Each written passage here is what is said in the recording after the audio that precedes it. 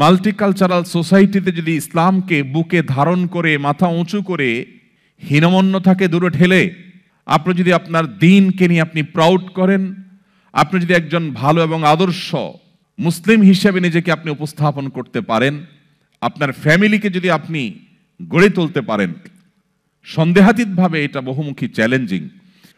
আজও যে সমস্ত মুসলিম পৃথিবীর বিভিন্ন প্রান্তে, এমনকি মুসলিম সমাজ এবং সোসাইটির মধ্যে বসবাস করেও নিজের ইসলামী আইডেন্টিটি ধরে রাখতে পারেন না, তাদের সবচেয়ে বড় ঘাটতি এবং দুর্বলতার জায়গাটা হলো ঈমানের দুর্বলতা। প্রতিকূল পরিবেশে নিজের ঈমানকে, মুসলিম আইডেন্টিটিকে যদি কেউ উঁচু করে সেটাকে নিরাপদ রাখতে পারে, তার আঁচলকে বাঁচাবার জন্য সে যদি সংগ্রাম করে টিকে থাকতে পারে, জ্বলন্ত কয়লা হাতে রাখার মতো এই কঠিন কাজটি যদি সে করতে পারে, নবীজি সাল্লাল্লাহু আলাইহি সাল্লামের হাদিসের এই ভবিষ্যৎবাণীর আলোকে এই সুসংবাদ সে পাবে। অস্ট্রেলিয়ার সিডনি প্রবাসী বাংলাদেশি ভাই বোন, practising Islam in multicultural society, যেটি আমাদের প্রত্যেকের জন্য, বিশেষ করে এখানে যারা আমরা উপস্থিত আছি, পৃথিবীর এমন কোনো প্রান্তে মানুষ বসবাস করছেন যেখানে বিভিন্ন ভাষা, বিভিন্ন ধর্ম, বিভিন্ন চিন্তা, বিভিন্ন দর্শন এবং বিভিন্ন ন্যাশনালিটির মানুষজন বসবাস করে। সেই রকম পরিবেশে একজন মুসলিমের ইসলাম কিভাবে সেফ থাকবে, নিরাপদ থাকবে, তার পথ ও পন্থা কি হবে, তার রোড ম্যাপ কি হবে, আমরা সে সম্পর্কে কোরআন এবং হাদিসের আলোকে 7টি পয়েন্ট আপনাদের সঙ্গে আজ শেয়ার করব ইনশাআল্লাহ। এই 7টি পয়েন্ট আমরা যদি আমাদের জীবনে সঠিকভাবে এবং যথাযথভাবে বাস্তবায়ন করতে পারি, আল্লাহ তাআলার উপর ভরসা রেখে আশা করা যায় আল্লাহ রাব্বুল আলামিন ঈমান এবং আমলের জন্য প্রতিকূল এবং শত বাধা বিপত্তির পরিবেশে থেকেও আমাদের ঈমান এবং আমলকে সেফ এবং নিরাপদ করবেন ইনশাআল্লাহ তাআলা। এই পুরো সৃষ্টি জগতের সবকিছুই আল্লাহ তাআলার সৃষ্টি। আল্লাহ ছাড়া নভমণ্ডল এবং ভূমণ্ডলের প্রতিটি ইঞ্চি জায়গা, প্রতিটি সৃষ্টি আল্লাহ রাব্বুল আলামিন নিজে সৃষ্টি করেছেন। এগুলোর সৃষ্টিকর্তা আল্লাহ তাআলা, পালনকর্তা আল্লাহ তাআলা। অতএব একজন মুসলিম, তার জন্য মৌলিকভাবে পৃথিবীতে এমন কোনো প্রান্ত নেই বা সৃষ্টি জগতের এমন কোনো প্রান্ত নেই যেখানে গমন করা, যেখানে যাওয়া কোরআন কিংবা হাদিসে মৌলিকভাবে নিষেধ, এমন কোনো জায়গা নেই। তার মানে একজন মুসলিম পৃথিবীর যে কোনো প্রান্তে, এমনকি পৃথিবী ছাড়িয়ে যদি মহাকাশে যায়, পৃথিবীর বাইরেও মানুষ যায়, কোরআন এবং হাদিসের কোথাও সে ব্যাপারে কোনো প্রকার মৌলিকভাবে নিষেধাজ্ঞা দেওয়া হয়নি। বরং আল্লাহ রাব্বুল আলামিন কোরআনে হাকিমের মধ্যে আমাদেরকে নির্দেশনা দিয়েছেন, যদি কোনো জায়গায় তোমার ঈমানের জন্য তুমি নিরাপদ পরিবেশ অনুভব না করো, তাহলে সেক্ষেত্রে তুমি পৃথিবীর যেখানে তোমার জন্য ঈমান আমলের প্র্যাকটিস করা সহজ হয় সেখানে তুমি সফর করবে। আল্লাহ তাআলা বলেছেন, কিয়ামতের দিন কিছু মানুষ আল্লাহর কাছে অভিযোগ করে বলবে, আল্লাহ, আমরা তোমার দ্বীনের উপর অবিচল থাকা, টিকে থাকার এই কষ্টসাধ্য কাজটি করতে আমাদের অসুবিধা হয়েছিল। সেদিন তাদেরকে বলা হবে, আলাম তাকুন আরদুল্লাহি ওয়াসিআ, আল্লাহর এই জমিন, এই সৃষ্টি জগৎ কি বিশাল ছিল না? তুমি কি চাইলে ফাতুহাজিরু ফিহা, সেখানে হিজরত করে যেতে পারতে না?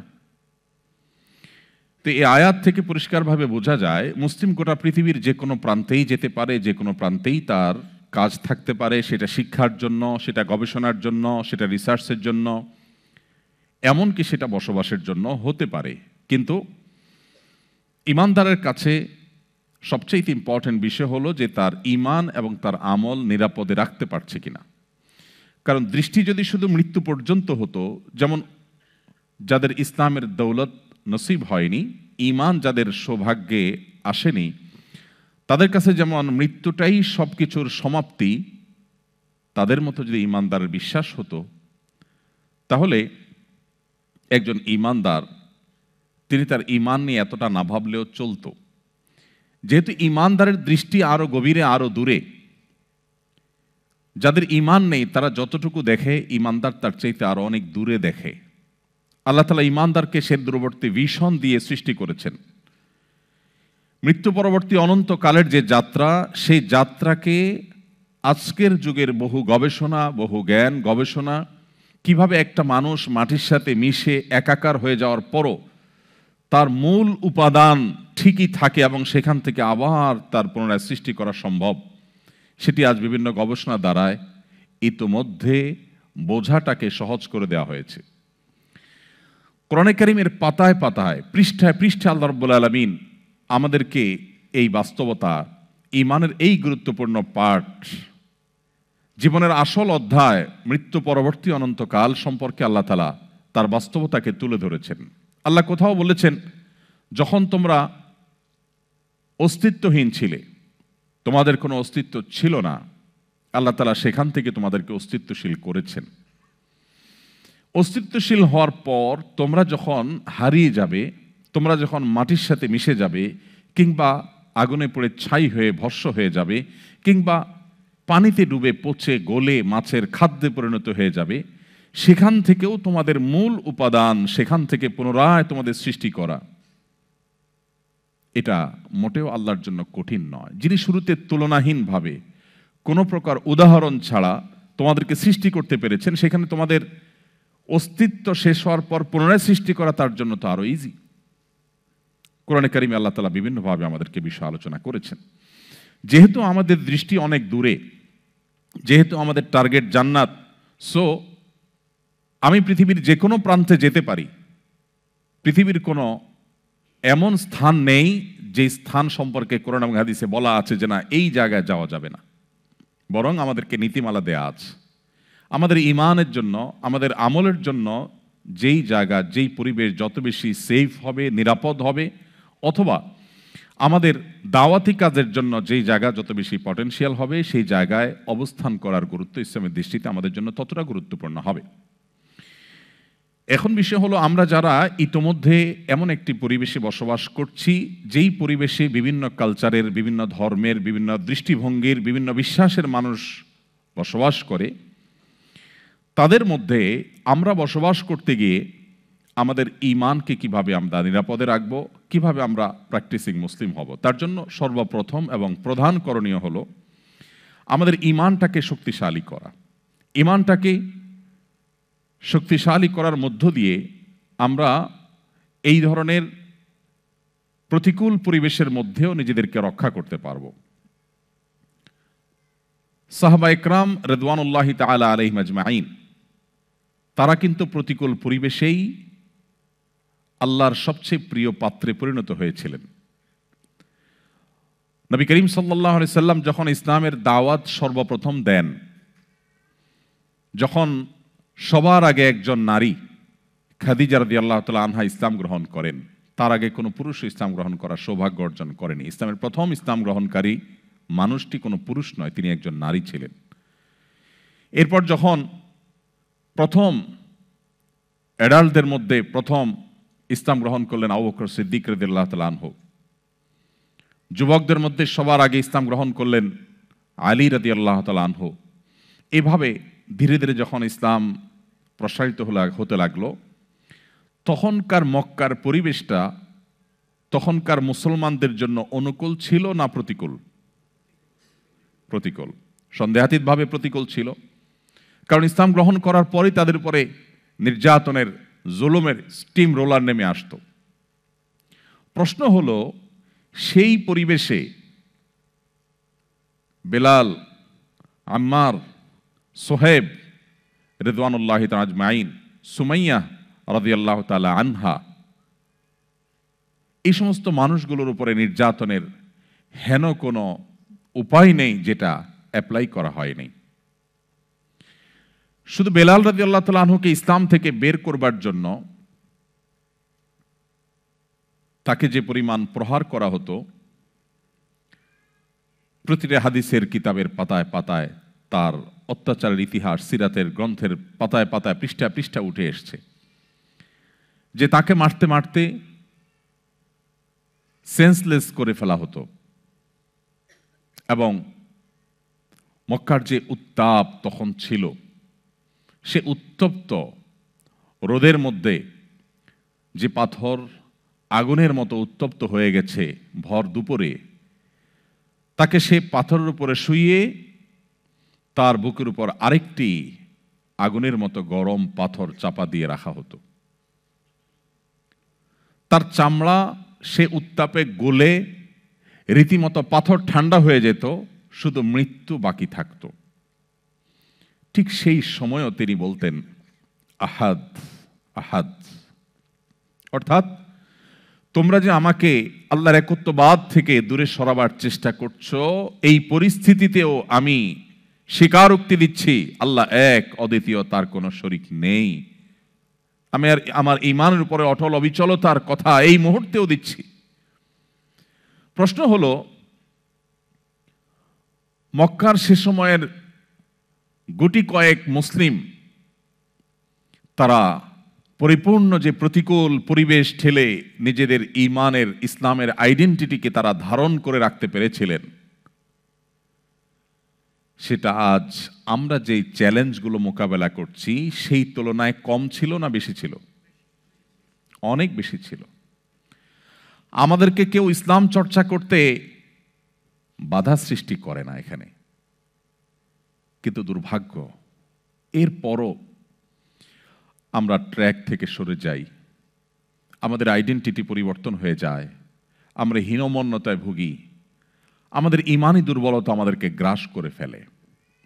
সম্মানিত উপস্থিতি, কি সেই সিক্রেট ছিল, যেই সিক্রেট বেলালকে, আম্মারকে, সালমানকে, সোহেবকে রিদওয়ানুল্লাহ আজমাইন, সমস্ত সাহাবা একরামকে এই প্রতিকূল পরিবেশের মধ্যেও তাদের ঈমানকে সমুন্নত রাখতে সাহায্য করেছিল। শুধু ঈমানকে সমুন্নত রাখতে সাহায্য করেছে তা নয়, প্রতিকূল পরিবেশে যারা ঈমানের বলে বলিয়ান হয়ে নিজেদেরকে টিকিয়ে রাখতে পারে, এই মানুষগুলোই পৃথিবীর পট পরিবর্তনের মহানায়ক হতে পারে, যেমনটি হয়েছিলেন এই সমস্ত সাহাবা একরাম। অতএব আপনারাও মাল্টিকালচারাল সোসাইটিতে যদি ইসলামকে বুকে ধারণ করে, মাথা উঁচু করে, হীনমন্যতাকে দূরে ঠেলে আপনি যদি আপনার দ্বীনকে নিয়ে আপনি প্রাউড করেন, আপনি যদি একজন ভালো এবং আদর্শ মুসলিম হিসেবে নিজেকে আপনি উপস্থাপন করতে পারেন, আপনার ফ্যামিলিকে যদি আপনি গড়ে তুলতে পারেন, সন্দেহাতীতভাবে এটা বহুমুখী চ্যালেঞ্জিং, কিন্তু এরপরও যদি আপনি কাজটি করতে পারেন, তাহলে আগামী 20, 50 কিংবা 100 বছর পর হয়তো নতুন যে পৃথিবী বা নতুন যে ইতিহাস রচিত হবে, আপনি তার অংশ হতে পারবেন। আল্লাহ তাআলা আমাদের সবাইকে সেই তৌফিক দান করুন। সম্মানিত উপস্থিতি, তো আমি যেটি বলছিলাম, মক্কার প্রতিকূল পরিবেশে যেখানে মুসলিম 1%ও না, কোনো পার্সেন্টেজেই আসার মতো ছিল না, সেই সময়কার মুসলিমরা তারা কি রোল প্লে করেছিলেন, তাদের কি গুণ এবং বৈশিষ্ট্য ছিল যে এত বাধার পরও তাদের একজন সাহাবী কেউ দেখাতে পারবে না যে অনেক বেশি বাধা, পরিবেশ অনেক বেশি প্রতিকূল, সেই কারণে তারা ঈমান থেকে এক চুল পরিমাণ সরেছেন, এমন একজন সাহাবীর ইতিহাস কেউ বের করতে পারবে না। কি ছিল তাদের মধ্যে? নাম্বার 1, তাদের মধ্যে ছিল বলিষ্ঠ ঈমানী শক্তি। আজও যে সমস্ত মুসলিম পৃথিবীর বিভিন্ন প্রান্তে, এমনকি মুসলিম সমাজ এবং সোসাইটির মধ্যে বসবাস করেও নিজের ইসলামী আইডেন্টিটি ধরে রাখতে পারেন না, তাদের সবচেয়ে বড় ঘাটতি এবং দুর্বলতার জায়গাটা হলো ঈমানের দুর্বলতা। অতএব শক্তিশালী ঈমান পারে আমাদেরকে প্রতিকূল পরিবেশের মধ্যে আমাদেরকে ইরতিদাদের হাত থেকে, মুরতাদ হয়ে যাওয়ার হাত থেকে, ধর্মহীন হয়ে যাওয়ার হাত থেকে, আমাদের ঈমান ধ্বংস হওয়ার হাত থেকে রক্ষা করতে। আর এই জন্যই আমাদেরকে কয়েকটি পদক্ষেপ নিতে হবে।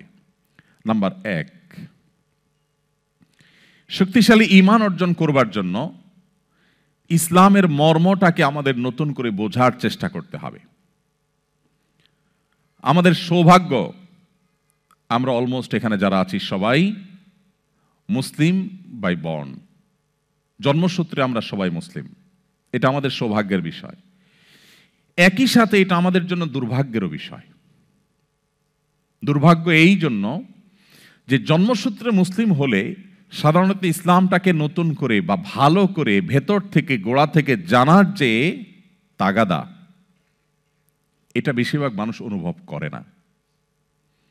আমি ব্যাপারটিকে উদাহরণ দিয়ে এভাবে বোঝাবার চেষ্টা করি। ধনী দুই প্রকার, কিছু ধনী ওয়ারিশ সূত্রে ধনী, আর কিছু ধনী নিজে কষ্ট করে উপার্জন করে ধনী হয়। যারা ওয়ারিশ সূত্রে ধন সম্পদ পায়, বেশিরভাগ ক্ষেত্রেই তারা সেই ধন সম্পদ ধরে রাখতে পারে না। আর যারা অনেক কষ্ট করে পরিশ্রম করে মাথার ঘাম পায়ে ফেলে তারপর অর্থ উপার্জন করতে পারে, তারা বেশিরভাগ ক্ষেত্রেই তাদের ধন সম্পদকে ধরে রাখতে পারে, কারণ সে জানে অনেক কষ্ট করে সে উপার্জন করেছে। ঠিক একইভাবে জন্মসূত্রে মুসলমান হওয়ার কারণে আমরা মনে করি আমি মুসলমানের সন্তান, আমি তো মুসলমান আছি, নতুন করে আমার ইসলাম আর জানার কি আছে। ভাইরা আমার, অনেক মুসলিম এখনো পৃথিবীতে অন্য 10টি ধর্মের মতো, অন্য 10টি জীবন দর্শনের মতো ইসলামটাকে জাস্ট প্রচলিত চলে আসা একটা দিন বা ধর্ম মনে করে। অথচ ইন্নাদ-দীন ইনদাল্লাহিল ইসলাম, আল্লাহ বলেছেন কোরআনে কারিমে দীপ্ত কণ্ঠে, দিন আল্লাহর কাছে একমাত্র ইসলামটাই হলো আল্লাহর কাছে মনোনীত দিন। আল্লাহ বলেছেন ওয়ামান ইয়াবতাগি গায়রাল ইসলামি দীনান ফালান ইউকবালা মিন, কিয়ামতের দিন ধর্ম হিসাবে, জীবন বিধান হিসাবে ইসলাম ছাড়া অন্য যেই কোনো পদ্ধতি অনুসরণ করে আল্লাহর সামনে উপস্থিত করা হলে সেটা তার কাছ থেকে অ্যাকসেপ্টেবল হবে না, আল্লাহ সেটা গ্রহণ করবেন না। অতএব আমাদের শক্তিশালী ঈমান দরকার প্রতিকূল পরিবেশে নিজেদেরকে টিকিয়ে রাখবার প্রয়োজনে। আর শক্তিশালী ঈমানের জন্য যে কয়েকটি বিষয় প্রয়োজন, তার প্রথম হলো ইসলামের মর্মটাকে ভালো করে বোঝা, যে ইসলামটা কি। মুহাম্মদ সাল্লাল্লাহু আলাইহি সাল্লাম যে জীবন দর্শন দিয়েছেন, এটা কি তার দেওয়া কোনো জিনিস? এটা কি তার ব্রেইন চাইল্ড? এটা কি সমাজ থেকে প্রচলিত অন্য 10টা মানুষের তৈরি বিভিন্ন সভ্যতা বা কৃষ্টির মতো একটা, নাকি এটা মহান আল্লাহর পক্ষ থেকে দেওয়া দিন? এই দিনের বৈশিষ্ট্যই বা কি? এই দিনের যে স্বাতন্ত্র্য, এর যে স্পেশালিটি, এর যে বিশেষত্ব, সেটা কি? আমরা যদি নতুন করে ইসলামটাকে বোঝার চেষ্টা করি, তাহলে ইসলামটা আমাদের জন্য বোঝা হবে না, বরং ইসলাম পালন করাটা আমাদের জন্য তৃপ্তির হবে। ঠিক একইভাবে আমাদের সন্তানরা যদি ইসলামকে শুরু থেকে বুঝে, গোড়া থেকে বুঝে, এর দার্শনিক দৃষ্টিভঙ্গিটাকে বুঝে, তাহলে সেক্ষেত্রে তারা ইসলামটাকে এনজয় করবে, ইসলামটাকে তারা তৃপ্তির সাথে পালন করবে, এবং ইসলাম পালন করাটা তাদের অন্য 10টা গতানুগতিক রেওয়াজ, রসম, সমাজের প্রচলনের মতো একটা বিষয় মনে হবে না। ইসলাম বোঝার প্রয়োজনে আমাদেরকে মৌলিক কিছু গ্রন্থের সহযোগিতা নিতে হবে, যে সমস্ত গ্রন্থ আমাদেরকে ইসলামকে বুঝতে সাহায্য করে। আমাদেরকে কোরআন খুলতে হবে, আমাদেরকে হাদিস খুলতে হবে, আমাদেরকে নিয়মতান্ত্রিকভাবে ইসলাম শেখার যে প্রসেস এবং পদ্ধতিগুলো আছে সেগুলো অবলম্বন করতে হবে। নাম্বার 2, আজকের পৃথিবীতে যে সমস্ত সভ্যতা, যে সমস্ত কৃষ্টি এবং কালচার প্রচলিত আছে, সমাজে বহু রকমের কালচার প্রচলিত আছে, সমাজে মানুষের বহু রকমের জীবন বিধান প্রচলিত আছে। একদিকে যেমন নাস্তিক্যবাদ আছে, আরেক দিকে বিভিন্ন ধর্মের অনুসারীদের যে লাইফস্টাইল আছে, এই সব বিষয়গুলোর সাথে ইসলামকে তুলনামূলকভাবে জানার চেষ্টা করা, কম্পারেটিভ নলেজ যদি আমরা অর্জন করতে পারি, ইসলাম এবং প্রচলিত অন্যান্য কৃষ্টি কালচারের পার্থক্যের জায়গাগুলো কি, তাহলে সেক্ষেত্রে আমাদের ঈমান অনেক বেশি শক্তিশালী হবে ইনশাআল্লাহ। এবং এটার জন্য বহু বই পুস্তক আছে, বহু গবেষণা আছে, বহু আর্টিকেল আছে, বহু লেকচার আছে, সেগুলো আমাদের জন্য সহায়ক হতে পারে। আজ থেকে বহু বছর আগে থেকে প্রয়াত ডক্টর আহমদ দিদাত রাহিমাহুল্লাহ তিনি যে কাজ শুরু করেছিলেন এবং তারও আগে ভারতবর্ষের আরো কয়েকজন বড় বড় মনীষী, এজহারুল হক গ্রন্থের রচয়িতা,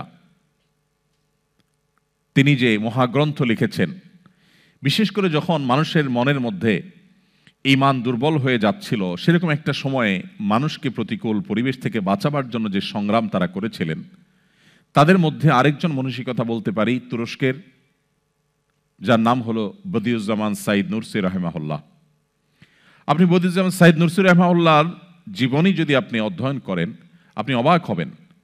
কামাল আতাতুর্কের সময় একটি মুসলিম সমাজকে, মুসলিম দেশকে পরিপূর্ণভাবে যখন ধ্বংস করে শেষ করে দেওয়া হয়, মুসলিম আইডেন্টিটির শেষ নিশানাটুকু যখন বুটের নিচে পিষ্ট করে দেওয়া হয়, একটা সমাজের খাঁজে ভাঁজে থাকা ইসলামের কণাগুলোকে ধুয়ে মুছে যখন পরিষ্কার করে দেওয়া হয়, আল্লাহর নাম উচ্চারণ করবার মতো কোনো মানুষ যখন ছিল না, এরকম একটা পরিবেশ অনেকটা করে ফেলতে যখন তারা সক্ষম হয়েছিল, তিনি জেলে থেকে কোরআনের নতুন আঙ্গিকে তাফসির শুরু করলেন এবং তরুণদেরকে,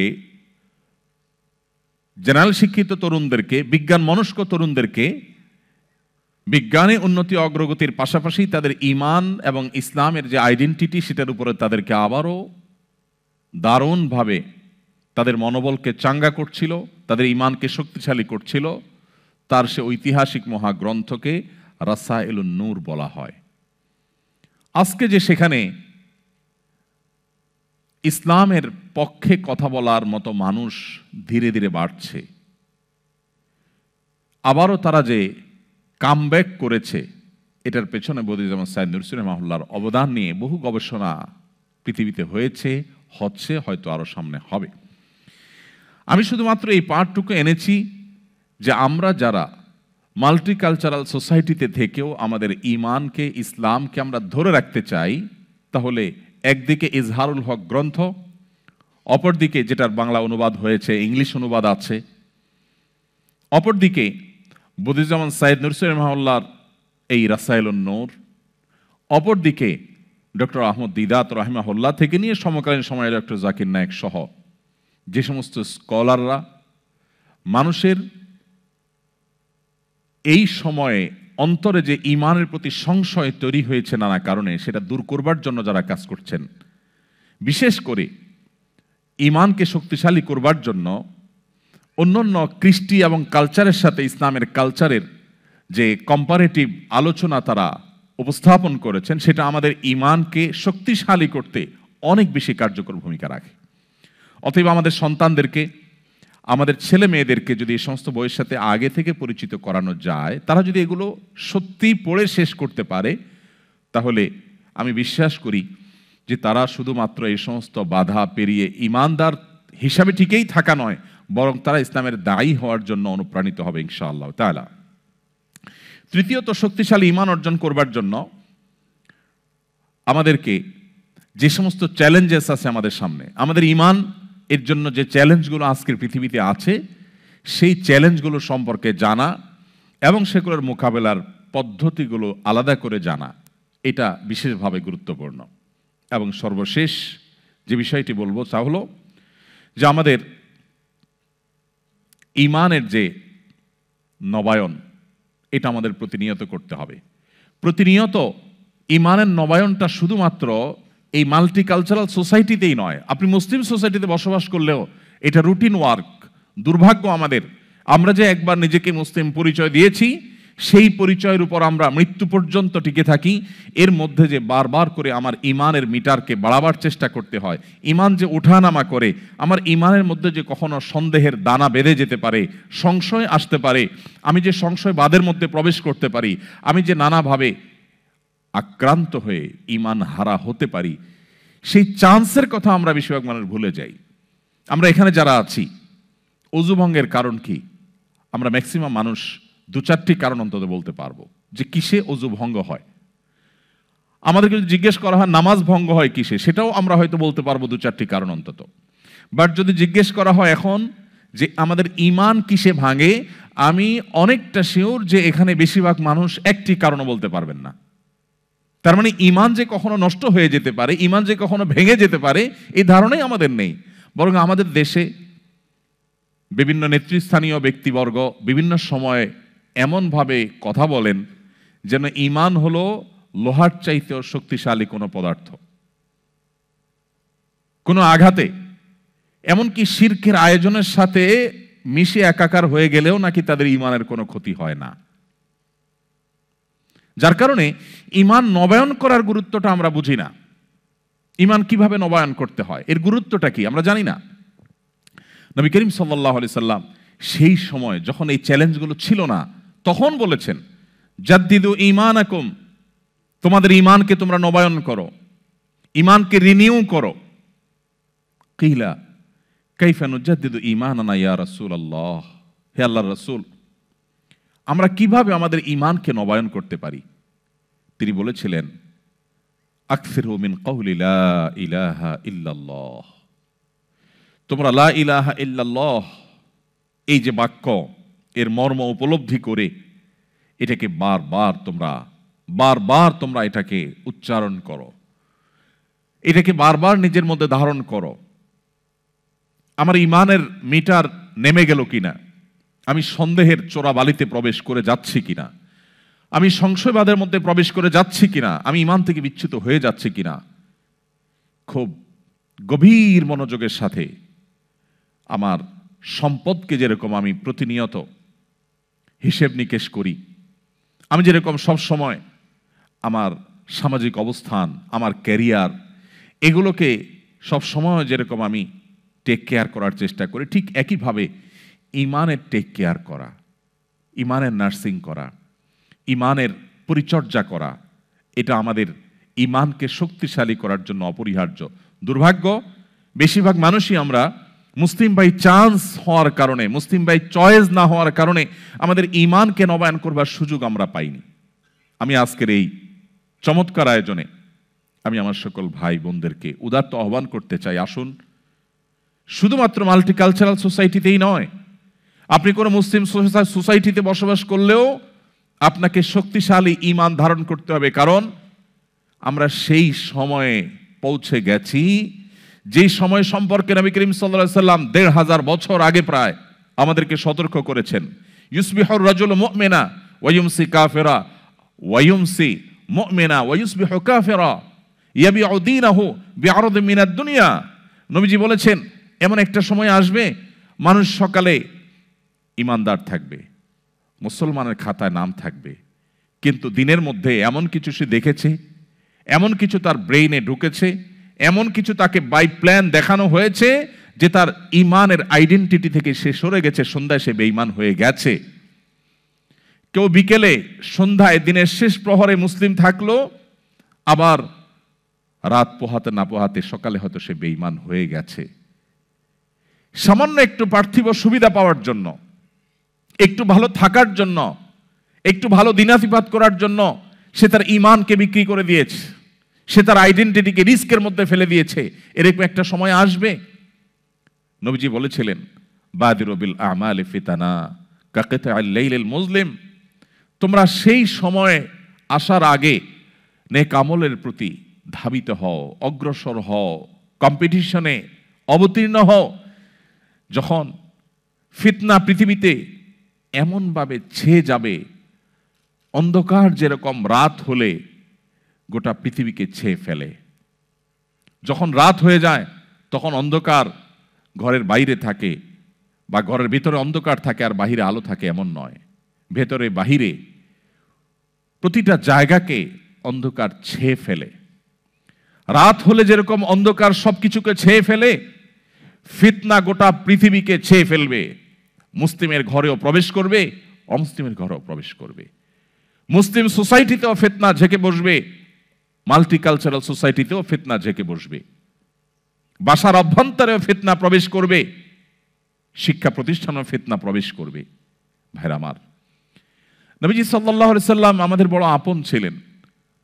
যুগ যুগ আল্লাহ তাআলা পৃথিবীর শুরু থেকে আজও পর্যন্ত নবী রাসূলদেরকে পাঠিয়েছেন মানুষের হেদায়েতের জন্য, মানুষকে গুমরাহি থেকে রক্ষা করবার জন্য, আমাদের নবীজি বলেছেন, কোন আগুন জ্বালাবার পর পতঙ্গ বা পোকা এসে যেরকম আগুন উপরে ঝাঁপ দিয়ে পড়ে এবং আত্মাহুতি দেয়, তোমরা সেরকম জাহান্নামে প্রবেশ করবার জন্য দলে দলে ছুটে বেড়াও, কখনো অর্থ উপার্জনের নামে, কখনো হায়ার এডুকেশনের নামে, কখনো তোমার সামাজিক অবস্থানের নামে, কখনো তোমার কেরিয়ারকে ডেভেলপ করবার নামে। এক এক সময় এক এক নামে তুমি জাহান্নামের দিকে যখন ধাবিত হতে থাকো, তুমি জানো না কোন দিকে যাচ্ছ। তুমি ছুটে চলেছ তোমার জাহান্নামমুখী সে যাত্রা এবং ছুটে চলাকে থামাবার জন্য। নবীজি বলেছেন, ওয়া আনা আখিযুম বিহুজুজিকুম মিনান নার, আমি তোমাদের কোমর ধরে ধরে টেনে টেনে জাহান্নাম থেকে বাঁচাবার চেষ্টা করি, এটা আমার দায়িত্ব। সেই নবীজি বলে গেছেন আমাদেরকে যে একটা সময় আসবে, ফিতনা আসমান থেকে অনবরত পতিত হবে। কাওয়াকাইল মাতর, বৃষ্টির ফোঁটা যেরকম অনবরত টপ টপ করে পড়তে থাকে, ফিতনা এরকম করে পড়তে থাকবে। ভাইরা আমার, আমরা সম্ভবত সেই সময়টা এখন পার করছি। চতুর্দিকে ফিতনার যে ভয়াবহ অন্ধকার, যে ফিতনা আমরা হারিয়ে যাচ্ছি, যে ফিতনায় আমাদের অস্তিত্ব বিলীন হওয়া উপক্রম, ঠিক এরকম সময়ে যদি আমরা ঈমানের উপর অটল থাকতে পারি, তার বৈশিষ্ট্যটা কি, তার লাভটা কি? সুবহানাল্লাহ। তিরমিজি বর্ণিত আরেকটি হাদিসে নবী করিম সাল্লাল্লাহু আলাইহি ওয়াসাল্লাম বলেছেন, এমন একটা সময় আসবে যখন ঈমানের উপরে অটল থাকাটা জ্বলন্ত জ্বলন্ত কয়লা, আগুনের কয়লা হাতে রাখার চাইতে কঠিন হবে বা হাতে রাখার মতো হবে। নবীজি বলেছেন, সেই সময় সবর করাটা, ঈমানের উপরে টিকে থাকাটা, সমাজের সবাই একটা স্রোতে দৌড়ায়, তার বিপরীতে দৌড়ানো সহজ বিষয় নয়। কিন্তু এই কাজটা যারা করতে পারবে, নবীজি বলেছেন তাদের কাজটা কষ্টসাধ্য এতটাই যে জ্বলন্ত আগুনের কয়লা হাতে রাখার চাইতেও বা রাখার মতো কষ্টের, কিন্তু এর বিনিময়টা আবার সেরকম ঈর্ষণীয়। তিনি বলেছেন 50 জন মানুষ আমল করে যে পরিমাণ সওয়াব পাবে, ওই সময় এই রকম প্রতিকূল পরিবেশে যিনি নিজের ঈমানকে, নিজের আইডেন্টিটিকে, নিজের আমলকে, নিজের মুসলমানিত্বকে যে ব্যক্তি বুলন্দ করে রাখবে, উঁচু করে রাখবে, ধরে রাখতে পারবে, আল্লাহ তাআলা তাকে 50 জন মানুষের আমলের সমপরিমাণ সওয়াব তাকে দান করবেন। তিনি নামাজ পড়বেন 1 রাকাত, সওয়াব পাবেন 50 রাকাতের। তিনি রোজা রাখবেন একটা, সওয়াব পাবেন 50টার। তিনি হজ করবেন একটা, সওয়াব পাবেন 50টার। সাহাবীরা অবাক হয়ে গেলেন নবীজির এই কথা শুনে। তখন তো সেরকম কোনো পরিবেশ ছিল না, ঈমানের জন্য অনুকূল পরিবেশ ছিল মদিনাতে। নবী করিম সাল্লাল্লাহু আলাইহি ওয়াসাল্লাম এই কথা শুনে তারা জিজ্ঞাসা করলেন, হে আল্লাহর রাসূল, আপনি যে বলছেন তখনকার মানুষেরা প্রতিকূল পরিবেশে ঈমানের উপরে টিকে থাকতে পারলে একজনে 50 জনের সওয়াব পাবে, সেই 50 জন কি আমাদের 50 জন নাকি তাদের সময়ের 50 জন? নবীজি তখন বলেছেন, আরে না, তাদের সময়ের না, তোমাদের মতো 50 জনের সওয়াব তারা পাবে। আল্লাহু আকবার। সাহাবায়ে কেরামের যে মর্যাদা, সেটা নতুন করে বলার অপেক্ষা রাখে না। কিন্তু প্রতিকূল পরিবেশে নিজের ঈমানকে, মুসলিম আইডেন্টিটিকে যদি কেউ উঁচু করে সেটাকে নিরাপদ রাখতে পারে, তার আঁচলকে বাঁচাবার জন্য সে যদি সংগ্রাম করে টিকে থাকতে পারে, জ্বলন্ত কয়লা হাতে রাখার মতো এই কঠিন কাজটি যদি সে করতে পারে, নবীজি সাল্লাল্লাহু আলাইহি সাল্লামের হাদিসের এই ভবিষ্যৎবাণীর আলোকে এই সুসংবাদ সে পাবে। আল্লাহ তাআলা আমাদের সবাইকে শক্তিশালী ঈমানের অধিকারী হওয়ার মধ্য দিয়ে এই প্রতিকূল পরিবেশে আমাদের ঈমানকে, আমাদের আইডেন্টিটিকে, আমাদের ইসলামকে আল্লাহ তাআলা সেফ এবং নিরাপদ রাখার তৌফিক দান করুন। সময়ত ভাইরা, এই জন্য আমাদেরকে ঈমান নবায়ন করতে হবে। এই যে আমরা আজকে এখানে এসেছি, এটা আমাদের পার্ট অফ ঈমান নবায়ন, এটা আমাদের ঈমান রিনিউ করার একটা পার্ট। আমরা ঈমান নিয়ে আলোচনা করছি। সাহাবায়ে কেরাম রিদওয়ানুল্লাহি তাআলা আজমাইন তারা বলতেন, ইজলিস বিনা নুমিনু সাহাতান, আসো একটু বসো, একটু ঈমান নিয়ে কথা বলি। আজ আমরা কত গল্প, কত আড্ডা দিই, কত মজলিস আমাদের হয়, কিন্তু আমরা ঈমান নিয়ে কথা বলি না। ভাইরা আমার, আপনারা নিশ্চয়ই হাদিসটি শুনেছেন যে হানজালা রাদিয়াল্লাহু তাআলা আনহু, তিনি যখন হঠাৎ করে দেখতে পেলেন আবু বকর রাদিয়াল্লাহু তাআলা আনহুকে, তিনি ছুটে চলছিলেন নবীজির কাছে, তাকে দেখে থামালেন, ভাই হানজালা, তুমি এরকম ব্যাকুল হয়ে পাগল পরা হয়ে কোথায় ছুটছো, কি হয়েছে এমন? তিনি বললেন, ভাই আর বলো না, নাফাকা হানজালা, হানজালা তো মুনাফিক হয়ে গেছে, হানজালা মুনাফিক হয়ে গেছে। আবু বকর রাদিয়াল্লাহু তাআলা বলেন যে, আরে কি মুনাফিক হয়ে গেছো, কি হয়েছে তোমার?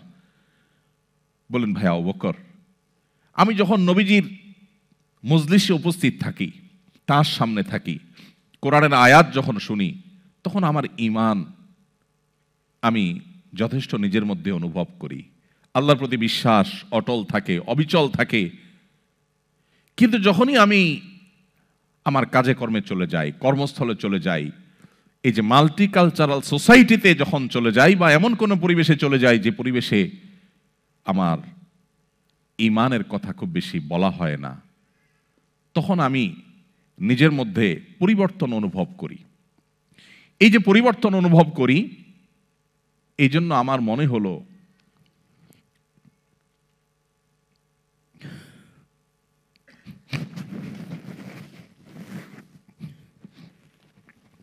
তার মনে হলো যে তিনি না জানি মুনাফিক হয়ে যাচ্ছেন। দুর্ভাগ্য আমাদের যে আমরা নিজেদেরকে মুসলিম দাবি করি, আমাদের কোনো অ্যাসেট ছুটে গেলে সেটা নিয়ে আমাদের অনেক পেরেশানি হয়। দেশে হয়তো আমার কোনো অ্যাসেট আছে, সেটা কেউ দখল করে ফেলছে, এটা নিয়ে আমাদের অনেক পেরেশানি হয়, হওয়াটা স্বাভাবিক। কিন্তু আমার ঈমান দুর্বল হয়ে যাচ্ছে কিনা, আমি কুফরের কাছাকাছি চলে যাচ্ছি কিনা, আমার ইসলাম দুর্বল হয়ে পড়ছে কিনা, সেটা নিয়ে আমাদের তেমন কোনো পেরেশানি হয় না, সেটা নিয়ে আমাদের কোনো চিন্তা হয় না। মুহাম্মদ সাল্লাল্লাহু আলাইহি সাল্লাম যখন উপস্থিত ছিলেন, মদিনার ইসলামী রাষ্ট্র, সমাজ, সোসাইটি যখন ছিল, সেরকম একটা দারুণ সোনালী সময় যখন ছিল, তার ভেতরে অবস্থান করে যদি হানজালা নিজের ঈমান নিয়ে চিন্তিত হতে পারে, তাহলে আপনি আমি কিভাবে মাল্টিকালচারাল সোসাইটিতে বসবাস করে আমাদের ঈমান নিয়ে নিশ্চিন্ত হয়ে বসে থাকতে পারি? প্রিয় ভাইরা, ঈমানকে সেভ করার জন্য, ঈমান নিয়ে আপনার ব্যাকুলতা, আপনার বিচলিত হওয়া, ঈমান নিয়ে আপনার পেরেশানি, ঈমান নিয়ে আপনার ভাবনা, এটাই আপনাকে সেভ করার জন্য সবচেয়ে বড় সহযোগিতা করবে ইনশাআল্লাহ। এজন্য আমাদেরকে ঈমান নবায়ন করতে হবে। এখানে আমরা এসেছি ঈমান নবায়নের জন্য। আমরা ঈমানের কথা বলবো, ঈমানের কথা শুনবো, ঈমানের আলোচনা করব, ঈমানের পর্যালোচনা করব। এই বিষয়গুলো আমাদেরকে ঈমান নবায়ন করতে সাহায্য করবে ইনশাআল্লাহ। তাহলে প্রথম পয়েন্ট আমি শেষ করলাম 7টি পয়েন্টের। মাল্টিকালচারাল সোসাইটিতে ইসলাম প্র্যাকটিস করবার জন্য প্রথম যে বিষয়টি প্রয়োজন, সেটি হলো শক্তিশালী ঈমান। আল্লাহ রাব্বুল আলামিন সেই শক্তিশালী ঈমান আমাদের সবার বক্ষে ধারণ করার তৌফিক দান করুন। নাম্বার 2, দ্বিতীয়ত যে বিষয়টি প্রয়োজন তা হলো দ্বীনের বেসিক বিষয়গুলোর জ্ঞান। একজন মুসলিম হিসাবে এটি আমাদের অর্জন করা অপরিহার্য। আমি যেটি একটু আগে বলছিলাম যে আমরা অনেকেই শুধুমাত্র মুসলিম ঘরে জন্মগ্রহণ করেছি, মুসলিম ফ্যামিলিতে বেড়ে উঠেছি, এই কারণে নিজেদেরকে মনে করি যে আমি মুসলমান হিসাবে আমার যতটুকু জানা দরকার, সম্ভবত আমার কাছে সাফিসিয়েন্ট নলেজ এবং ইলম আছে, অথচ আমি নিয়মতান্ত্রিকভাবে ইসলামটা শেখার চেষ্টা করিনি। আপনারা সবাই জানেন, উন্নত দেশে আপনারা বসবাস করেন, একজন মানুষ যদি ঝাড়ুদারের কাজ করতে হয়, ক্লিনারের প্রফেশনে যদি কেউ কাজ করতে হয়, তাকেও ট্রেনিং নিতে হয়, তাকেও নিয়মতান্ত্রিক সেটার জন্য শেখা, প্রশিক্ষণ নেওয়ার কাজগুলো আঞ্জাম দিতে হয়, তারপরে সে তার কাজটাকে প্রপারলি করতে পারে। অথচ ইসলামটা আমাদের শেখার কোনো প্রয়োজন আমরা অনুভব করি না। আমরা কয়জন নিয়মতান্ত্রিকভাবে ইসলামের বেসিক বিষয়গুলোকে শেখার চেষ্টা করেছি। এখন ইসলাম শেখার জন্য একেবারে গোড়া থেকে বেসিক বিষয়গুলো শেখার জন্য বহু অপশন এখন দুনিয়াতে আছে। ডক্টর বেলাল ফিলিপসের অনলাইন ইসলাম বিশ্ববিদ্যালয় যেমন আছে, এখন সেটা জেনারেল বিশ্ববিদ্যালয়ে পরিণত হয়েছে নাম পরিবর্তন হয়ে অনলাইনে, এবং সেটার বাইরে আমাদের দেশে অনেকগুলো প্ল্যাটফর্ম হয়েছে, যে প্ল্যাটফর্মগুলোতে আমরা চাইলে আমাদের দিনকে নতুন করে আমরা জানতে পারি, শিখতে পারি। সো মাল্টিকালচারাল সোসাইটিতে ইসলামকে প্র্যাকটিস করার জন্য, ইমানকে রক্ষা করবার জন্য আমাদের দ্বিতীয় যে জিনিসটি প্রয়োজন সেটা হলো দ্বীনের একান্ত জরুরি যে বিষয়গুলো আছে সেগুলো খুব ভালো করে জানা। আমাদের মধ্যে যখন ইসলামিক নলেজের কোনো গ্যাপ থাকবে, সেই গ্যাপের মধ্য দিয়ে সংশয়ে ঢুকে পড়বে, সন্দেহ ঢুকে পড়বে, ইরতেদাদের ফিতনা ঢুকে পড়বে, ইমান হারা হওয়ার কুফুরের ফিতনা ঢুকে পড়বে, আমাদের নিজের অজান্তে নিজের মধ্যে সন্দেহের দানা তৈরি হবে। প্রিয় ভাইরা, এই জন্য আমাদেরকে দ্বীনের বেসিক ইলম অর্জন করতে হবে। এই ধরনের প্রোগ্রাম, এই ধরনের আয়োজন, এটা দ্বীনের বেসিক ইলম অর্জন করার কোনো উপায় নয়। এগুলো থেকে হয়তো আমরা মোটিভেশন নিতে পারি, কিন্তু দ্বীনের বেসিক ইলম অর্জন করার জন্য নিয়মতান্ত্রিক আপনাকে এখানে কোনো মসজিদে নিয়মতান্ত্রিক কোনো সেখানের কোনো ক্লাস ভিত্তিক পদ্ধতি, অনলাইনে অফলাইনে কোনো বই ভিত্তিক প্রচেষ্টা আপনার থাকতে হবে। আমি একটি বইয়ের কাজ অনেক আগে থেকে শুরু করেছি, যে একজন মুসলিম ইসলামের বেসিক বিষয়গুলো শেখার জন্য তাকে যা জানতে হবে, যা না জানলে নয়, সেগুলোকে আমরা হয়তো 250 থেকে 300 পৃষ্ঠার একটা পেজের একটা বই হবে। এই বইয়ের কাজ আমরা শুরু করেছি, আশা করছি নভেম্বর ডিসেম্বরের মধ্যে সেটা আমরা হাতে দিতে পারবো মানুষের। এটা হয়ে গেলে আমরা হয়তো কিছু কাজ, যেটা আমরা ভাবছি যে বেসিক ইসলাম মানুষের শেখা দরকার, বোঝা দরকার, একেবারে ইমান থেকে নিয়ে জানাজা পর্যন্ত, সেটা হয়তো আমরা কিছুটা দেওয়ার চেষ্টা করব। এর বাইরে আরও বহু বই হয়তো বাজারে আছেই তো মধ্যে, সেগুলো আমাদেরকে পড়ে দ্বীনের বেসিক ইলম অর্জন করতে হবে। বেসিক ইলম অর্জন না করার ফলে দেখা গেল যে একটা সংশয় আমার মধ্যে তৈরি হয়, আমি এটার উত্তর জানি না, তো সেটার উত্তর জানা দরকার। বেসিক ইলম অর্জন করার জন্য একটা সহজ রোড ম্যাপ আপনাদেরকে আমি দেই, সেটা হলো প্লিজ একটি বারের জন্য একটি কোরআনে কারিমের অনুবাদ গ্রন্থ, ইংলিশে বাংলায় যেটা আপনার জন্য সহজ হয়, আপনি একটা কোরআনে কারিমের ট্রান্সলেট কপি আপনার কাছে রেখে, অথবা আজকাল মোবাইলে ডাউনলোড করে বা বিভিন্ন ডিভাইসে ডাউনলোড করে আপনি প্রতিদিন আধা পৃষ্ঠা করে 2-4-5 লাইন করে পড়ে পুরো কোরআনটাকে আপনি শেষ করেন।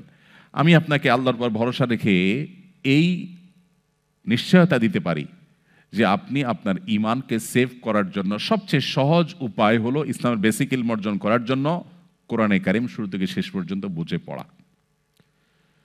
আপনি অলৌকিকভাবে, অবিশ্বাস্যভাবে নিজেকে সেভ করতে পারবেন। অতএব দ্বিতীয় পয়েন্ট হলো আমাদেরকে ইলমে দ্বীন অর্জন করা, এবং তার একটা স্টেপ হতে পারে কোরআনে কারিম বুঝে পড়া। আপনি নিজে একা বুঝে না পড়তে পারলে আপনার মসজিদের ইমাম সাহেব আছেন, সম্মানিত ওলামা একরাম আছেন, এখানে অনেক দক্ষ ওলামা একরাম আছেন মাশাআল্লাহ, তাদের শরণাপন্ন হতে পারেন, তাদের গাইডলাইন নিয়ে আপনি এটা করতে পারেন। মসজিদগুলো থেকে এই ধরনের উদ্যোগ হতে পারে। বাংলাদেশের ইতিহাসে বিশেষ করে যখন ইংরেজ শাসন আমলে একটা পর্যায়ে এসে কঠিন থেকে কঠিনতর পরিস্থিতি হয়েছিল মুসলমানদের জন্য, হিন্দুরা এবং তখনকার শাসকরা মিলে যে সমস্ত পরিবেশ সৃষ্টি করেছিল, মুসলিমদের মধ্যে কুসংস্কার ঢুকে পড়েছিল, মুসলিমরা নিজেদের আত্মপরিচয় যখন হারিয়ে ফেলছিল, তখন হাজী শরীয়তুল্লাহ রহমতুল্লাহ আলাইহির মতো মানুষেরা মাথা উঁচু করে দাঁড়িয়েছেন এবং পুরো জাতিকে আবার ইউটার্ন করিয়েছেন। কোথাও হাজী শরীয়তুল্লাহ, কোথাও তুরস্কের বদিউজ্জামান সাইদ নুরসি রাহিমাহুল্লাহ। যুগে যুগে যুগ সংস্কারগণ অধঃপতন থেকে মুসলিম জাতিকে রক্ষা করবার জন্য এসেছেন। আল্লাহ তাআলাই যুগ সংস্কারকদেরকে পাঠান। নবী সাল্লাল্লাহু আলাইহি ওয়াসাল্লাম হাদিসে বলে গেছেন, প্রতি 100 বছরের মধ্যে একজন করে সংস্কারক আছে, যেই সংস্কারকের কাজ হয় অধঃপতিত মুসলিম জাতিকে আবার উদ্ধার করবার চেষ্টা করা। অতএব সেই প্রচেষ্টার অংশ হিসেবেই দ্বীনের বেসিক বিষয়ের ইলম যখন আমরা অর্জন করব, ইনশাআল্লাহ ইলম আমাদেরকে, কোরআন হাদিসের ইলম আমাদেরকে সেভ করবে মাল্টিকালচারাল সোসাইটিতে আমাদের ঈমান এবং আমলের জন্য যে থ্রেডগুলো আছে সেগুলো থেকে। নাম্বার 3, 5 ওয়াক্ত নামাজকে সর্বোচ্চ গুরুত্বের সাথে আদায় করা। নামাজের যে পাওয়ার, নামাজের যে শক্তির জায়গাটা, এটা আমরা অনেকেই অনুভব করি না। আমরা মনে করি নামাজটা জাস্ট আল্লাহ অর্ডার করেছেন তাই আমাকে পালন করতে হয়। নামাজের যে একটা স্পিরিচুয়াল আধ্যাত্মিক বিশাল বড় পাওয়ারের জায়গা আছে, এটা আমরা অনেকে অনুভব করি না। এই জন্য ঈমানের পর ইসলামের সবচেয়ে বড় সবচেয়ে গুরুত্বপূর্ণ বিধানের নাম হলো 5 ওয়াক্ত নামাজ। ঈমানের পর 5 ওয়াক্ত নামাজের চাইতে গুরুত্বপূর্ণ বা ইম্পর্টেন্ট কোনো বিধান ইসলামে আর নেই। বিষয়টা এত গুরুত্বপূর্ণ যে কোরআনে কারীমে সলাতুল খৌফ সম্পর্কিত একটা ধারণা দেওয়া হয়েছে, বিধান দেওয়া হয়েছে। আপনারা অনেকেই তেলাওয়াত করেন, অনেকে জানেন। যদি কেউ সম্মুখ সমরে লিপ্ত থাকে, মুখোমুখি যুদ্ধ যেটাকে বলে, আগের যুগে যেটা হতো, সেই মুখোমুখি যুদ্ধে যদি কেউ রত থাকে, এমত অবস্থায় তার নামাজ পড়ার যখন সময় হবে তখন তিনি কিভাবে নামাজ পড়বেন? যোদ্ধাদের, সৈনিকদের একটা দল তারা শত্রুপক্ষের সঙ্গে লড়াই করবে, আত্মরক্ষা করবে। আরেকটা দল একজন ইমামের অধীনে 1 রাকাত নামাজ পড়বে। 1 রাকাত নামাজ পড়ে শেষ করার পর তারা চলে যাবে। অথচ 1 রাকাত নামাজ পড়ে তো নামাজ শেষ হয় না 2 রাকাতের নিচে। মুসাফির অবস্থায় 2 রাকাত, সলাতুল খৌফ 2 রাকাত। এই 2 রাকাত অবস্থার যে নামাজ, সেটা 2 রাকাত নয়, বরং 1 রাকাত পড়ে তারা চলে যাবে। কেন? কারণ এটা রণাঙ্গন, এটা সাধারণ জায়গা নয়, এতগুলো মানুষের জীবনের ব্যাপার। সো তারা যে আবার রণাঙ্গনে যুদ্ধে লিপ্ত হবে, এতক্ষণ যারা যুদ্ধে নিজেদের নিরাপত্তার চাদরে ঢাকার জন্য লড়ছিল, তারা আবার এসে ওই ইমাম যিনি আছেন তিনি ইমামতি করবেন, তার পেছনে ইমামের দ্বিতীয় রাকাতে তারা এসে জয়েন করবেন। তার মানে তাদের প্রথম রাকাত হবে। এরপর এরা আবার 1 রাকাত পড়ে আবার চলে যাবে। প্রথম যে গ্রুপটা 1 রাকাত পড়েছিল তারা আবার ব্যাক করে দ্বিতীয় রাকাত পড়বে। এর মধ্যে ইমামের নামাজ শেষ হয়ে যাবে, তারা নিজেরা একা একা 2 রাকাত দ্বিতীয় রাকাত শেষ করবে। এরপরে তারা আবার যাওয়ার পরে দ্বিতীয় গ্রুপ এসে তাদের দ্বিতীয় রাকাত আদায় করবে। আপনি একটিবার ভাবুন, আল্লাহ রাব্বুল আলামিন তো এই বিধানটা দিতে পারতেন যে যেহেতু জীবন রক্ষার প্রশ্ন, সো লড়াই করো, এখন নামাজ দরকার নাই, জীবন বাঁচলে তখন পড়িও। ইসলামের নামাজের ইম্পর্টেন্সই কোন লেভেলে হলে যে এই রকম পরিস্থিতিতে পর্যন্ত আপনাকে রাকাত ভাগ করে নামাজ পড়ার বিধানও দেয়া হয়েছে। এই বিধান ছিল, এটা নামাজের গুরুত্ব আমাদেরকে বুঝতে সাহায্য করে। আমরা অনেকেই হয়তো জেনে থাকব, আমাদের প্রিয় নবী সাল্লাল্লাহু আলাইহি ওয়াসাল্লাম তার জীবনের সবচাইতে গুরুত্বপূর্ণ কাজ ছিল নামাজ। কানা ইজা হাজাবাহু আমরুন ফাজা ইলা সালাহ। নবীজি যখনই কোনো কঠিন পরিস্থিতির মধ্যে পড়তেন, নামাজের দিকে ধাবিত হতেন। যখনই মনটা খারাপ থাকতো, পেরেশান হতেন, বেলাল রাদিয়াল্লাহু তাআলাকে বলতেন, আরিহনা বিহা ইয়া বেলাল, ও বেলাল একটু আজান হাঁকো, একটু আজান হাঁকো, আজান হেঁকে নামাজের আয়োজন করো, আমাকে শান্ত করো, আমাকে একটু প্রশান্তি দাও। নামাজে কি তৃপ্তি ছিল! মা আয়েশা রাদিয়াল্লাহু তাআলা বলছেন, নবীজি যখন রাতে নামাজে দাঁড়াতেন, তাহাজ্জুদে দাঁড়াতেন, লা তাসআল আন হুসনিহিন্না ওয়া তুলিহিন্না, নবীজির সে নামাজের সৌন্দর্য, তার সে নামাজের কোয়ালিটি আর বলো না। তিনি যখন দাঁড়িয়ে কেরাত পড়তেন, মনে হতো তিনি বোধহয় আর রুকুতে যাবেন না। কত দীর্ঘ কেরাত হলে 1 রাকাতে সূরা বাকারা, লম্বা লম্বা সূরা শেষ করা যায়, ঘন্টাকে ঘন্টা দাঁড়িয়ে থাকা যায়। নামাজে কতটা তৃপ্তি হলে এটা সম্ভব হয়। এরপর তিনি যখন রুকুতে যেতেন, এত দীর্ঘ সময় ধরে রুকু করতেন। মা আয়েশা রাদিয়াল্লাহু তাআলা আনহা তিনি বলেন যে তার রুকু দেখে, সে রাতের নামাজের রুকু দেখে আমার মায়া হতো।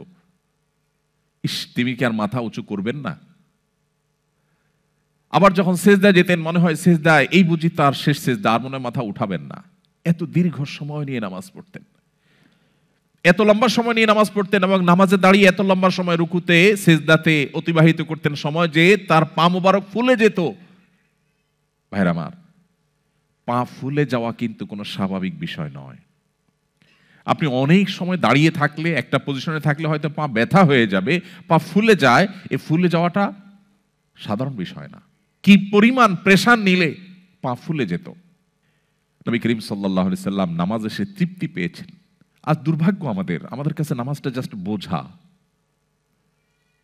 নামাজটা জাস্ট, আমরা নামাজের সময় আসলে আমরা মুক্ত হওয়ার চেষ্টা করি, মানে নামাজটা পড়লাম, ঝামেলা শেষ হয়ে গেল। অথচ এটা আল্লাহর সাথে কানেক্টেড হওয়ার সুযোগ আমার। আমার দিন রাত 24 ঘন্টার সবচেয়ে আবেগ ঘন সময়, আমার আল্লাহর সাথে কথোপকথনের সুযোগ।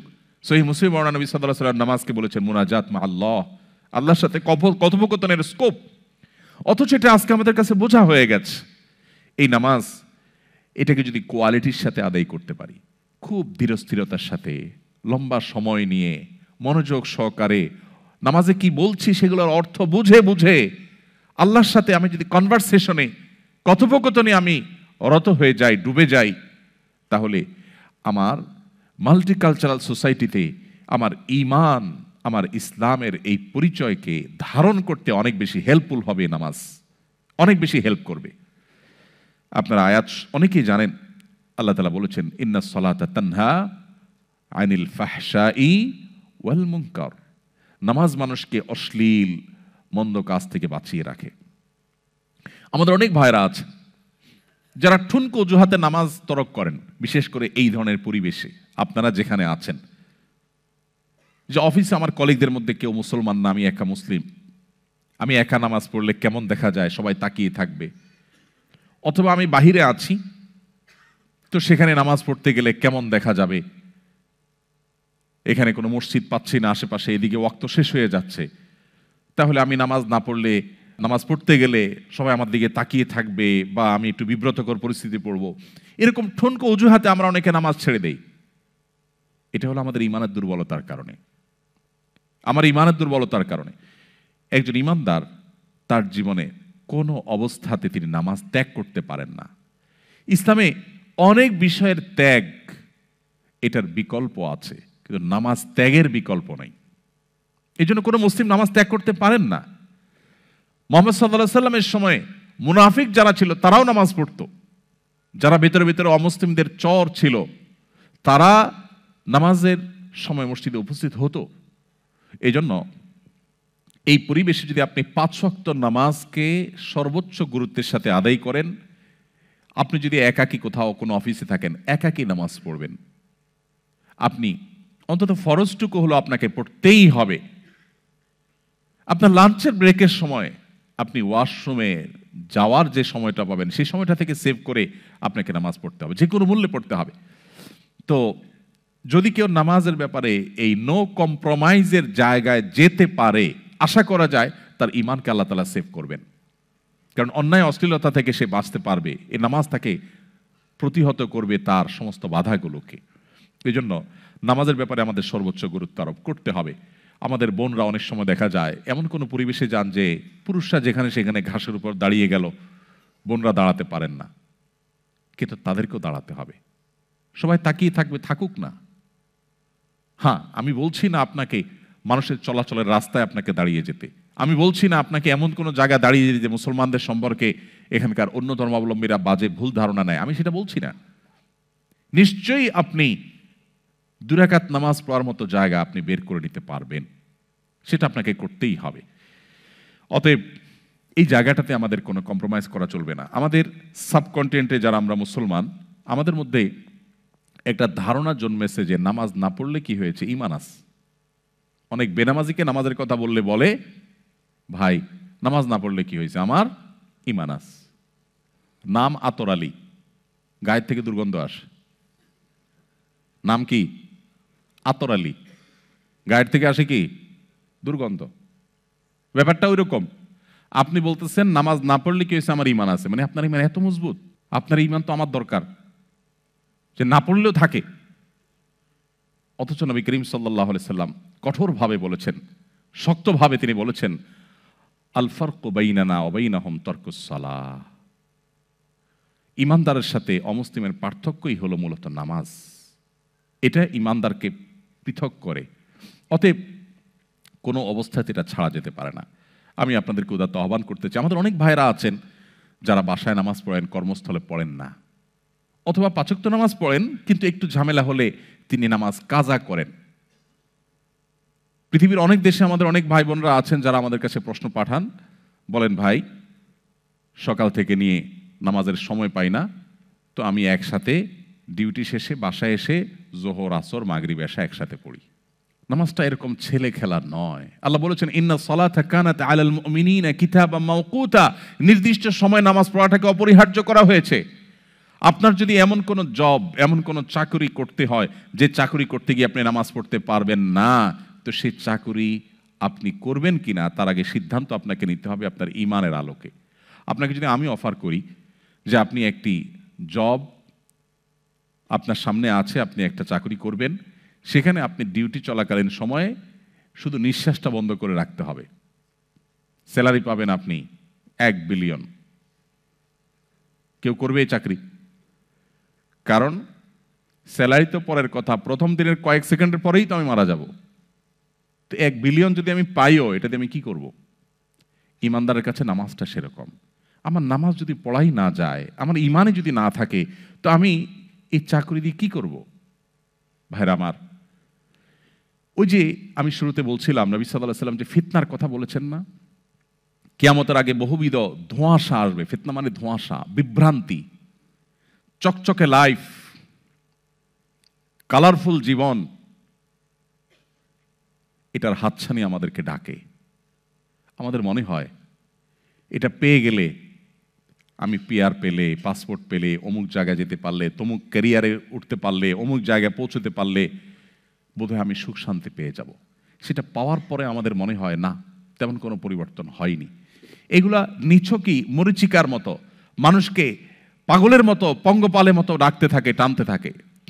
ছাত্র জীবনে মনে হয় ভালো রেজাল্ট করলে বোধহয় আমি সাকসেস হয়ে যাব।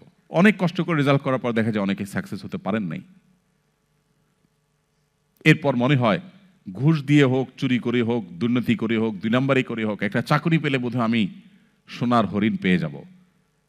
হয়তো চাকরি পেয়েও যায়, কিন্তু সুখ হয়তো তার আর ধরা দেয় না। এভাবে বিভিন্ন পার্থিব লোভ লালসার মোহনীয় হাতছানি আমাদেরকে ডাকে। নবী সাল্লাল্লাহু আলাইহি ওয়াসাল্লাম সেই কথা ইঙ্গিত করেছেন, ফিতনা সমূহের মধ্য থেকে এগুলো এক রকমের ফিতনা, যে লাল নীল লাইফ, রঙিন জীবন, কালারফুল লাইফ, এটার লোভে আমরা পাগলের মতো ছুটতে থাকি, নামাজ পড়ি না, নামাজকে কম্প্রোমাইজ করি আমার জব ঠিক রাখতে গিয়ে। এটা কোনো মুসলিমের কাজ না। এই কাজ করলে সে মাল্টিকালচারাল সোসাইটিকে আজ হোক আর 2 দিন পরে সে হারিয়ে যেতে বাধ্য। সে অতল গভীরে হারিয়ে যাবে, এই ফিতনার অন্ধকারে সে ডুবে যাবে। নিজেকে সেভ করার জন্য নামাজটাকে নো কম্প্রোমাইজের লেভেলে রাখার কোনো বিকল্প নাই। আল্লাহ আমাদের সবাইকে 5 ওয়াক্ত নামাজকে সর্বোচ্চ গুরুত্বের সাথে আদায় করার তৌফিক দান করুন। নাম্বার 4, কোরআনে কারীমের তিলাওয়াত বাসা বাড়িতে বিশেষ গুরুত্বের সাথে করা। আমরা এর আগে 2 নম্বর পয়েন্টের অধীনে ইসলামী জ্ঞান অর্জন সম্পর্কে বলেছিলাম যে আপনি মাল্টিকালচারাল সোসাইটিতে আপনার আইডেন্টিটিকে বাঁচাতে হলে আপনাকে ইলম অর্জন করতে হবে, তার জন্য কোরআন অধ্যয়ন করতে হবে, বুঝে কোরআন পড়বেন, কোরআনের তাফসীর পড়বেন, ওলামাদের তত্ত্বাবধানে পড়বেন। এখন যে পয়েন্টটা আমি বলছি 4 নম্বরে, সেটা হলো কোরআনে কারীমের তিলাওয়াত। আপনি যদি অর্থ সহকারে বুঝেন তো আলহামদুলিল্লাহ, না বুঝলে আপনি শুধু তিলাওয়াতটা করে যাবেন, কিন্তু আপনাকে করতে হবে। আমাদের মুসলমানদের ঘর থেকে কোরআন তেলাওয়াত বিদায় হয়ে গেছে। যারা 5 ওয়াক্ত নামাজ পড়েন, প্র্যাকটিসিং মুসলমান, তারাও ম্যাক্সিমাম মানুষ কোরআন নিয়মিত পড়েন না। কোরআনের মধ্যে কিছু অলৌকিকত্ব আছে। আপনি যদি কোরআনের অলৌকিকত্ব দেখতে চান, তো আমি আপনাকে বলবো আপনি কোরআন খুলুন এবং কোরআন পড়া ধরুন। আল্লাহর শপথ করে বলতে পারি, কোরআনের অলৌকিকত্ব আপনি নিজের চোখে দেখবেন এবং আপনার ঈমান শক্তিশালী হতে বাধ্য যদি আপনি কোরআনের সাথে সময় কাটান। কোরআন এমন এক জীবন্ত মহাগ্রন্থ, এখনো পর্যন্ত পৃথিবীতে যত অমুসলিমেরা ইসলামে আসে, বেশিরভাগ মানুষ কোরআন অধ্যয়ন করে ইসলামে আসতে বাধ্য হয়। কোরআনে কারীমের অলৌকিকত্ব এরকম যে কোরআনের তেলাওয়াতটা ইটসেলফ একটা মানুষের ভেতরকে, মনোজগৎকে পরিবর্তন করবার জন্য অনেক বেশি হেল্পফুল হয়। আমাদের বাসা বাড়িতে কোরআন তেলাওয়াত নাই। অনেকে তেলাওয়াত করেন সরবে না, নীরবে না, কিছুটা সরবে। আমি বলছি না চিৎকার চেঁচামেচি করতে, আমি বলছি না আপনার প্রতিবেশীকে ডিস্টার্ব করতে, আমি বলছি না কারোর ঘুম নষ্ট করে দিতে। আমাদের নবীজি সেটা শেখান নাই আমাদেরকে।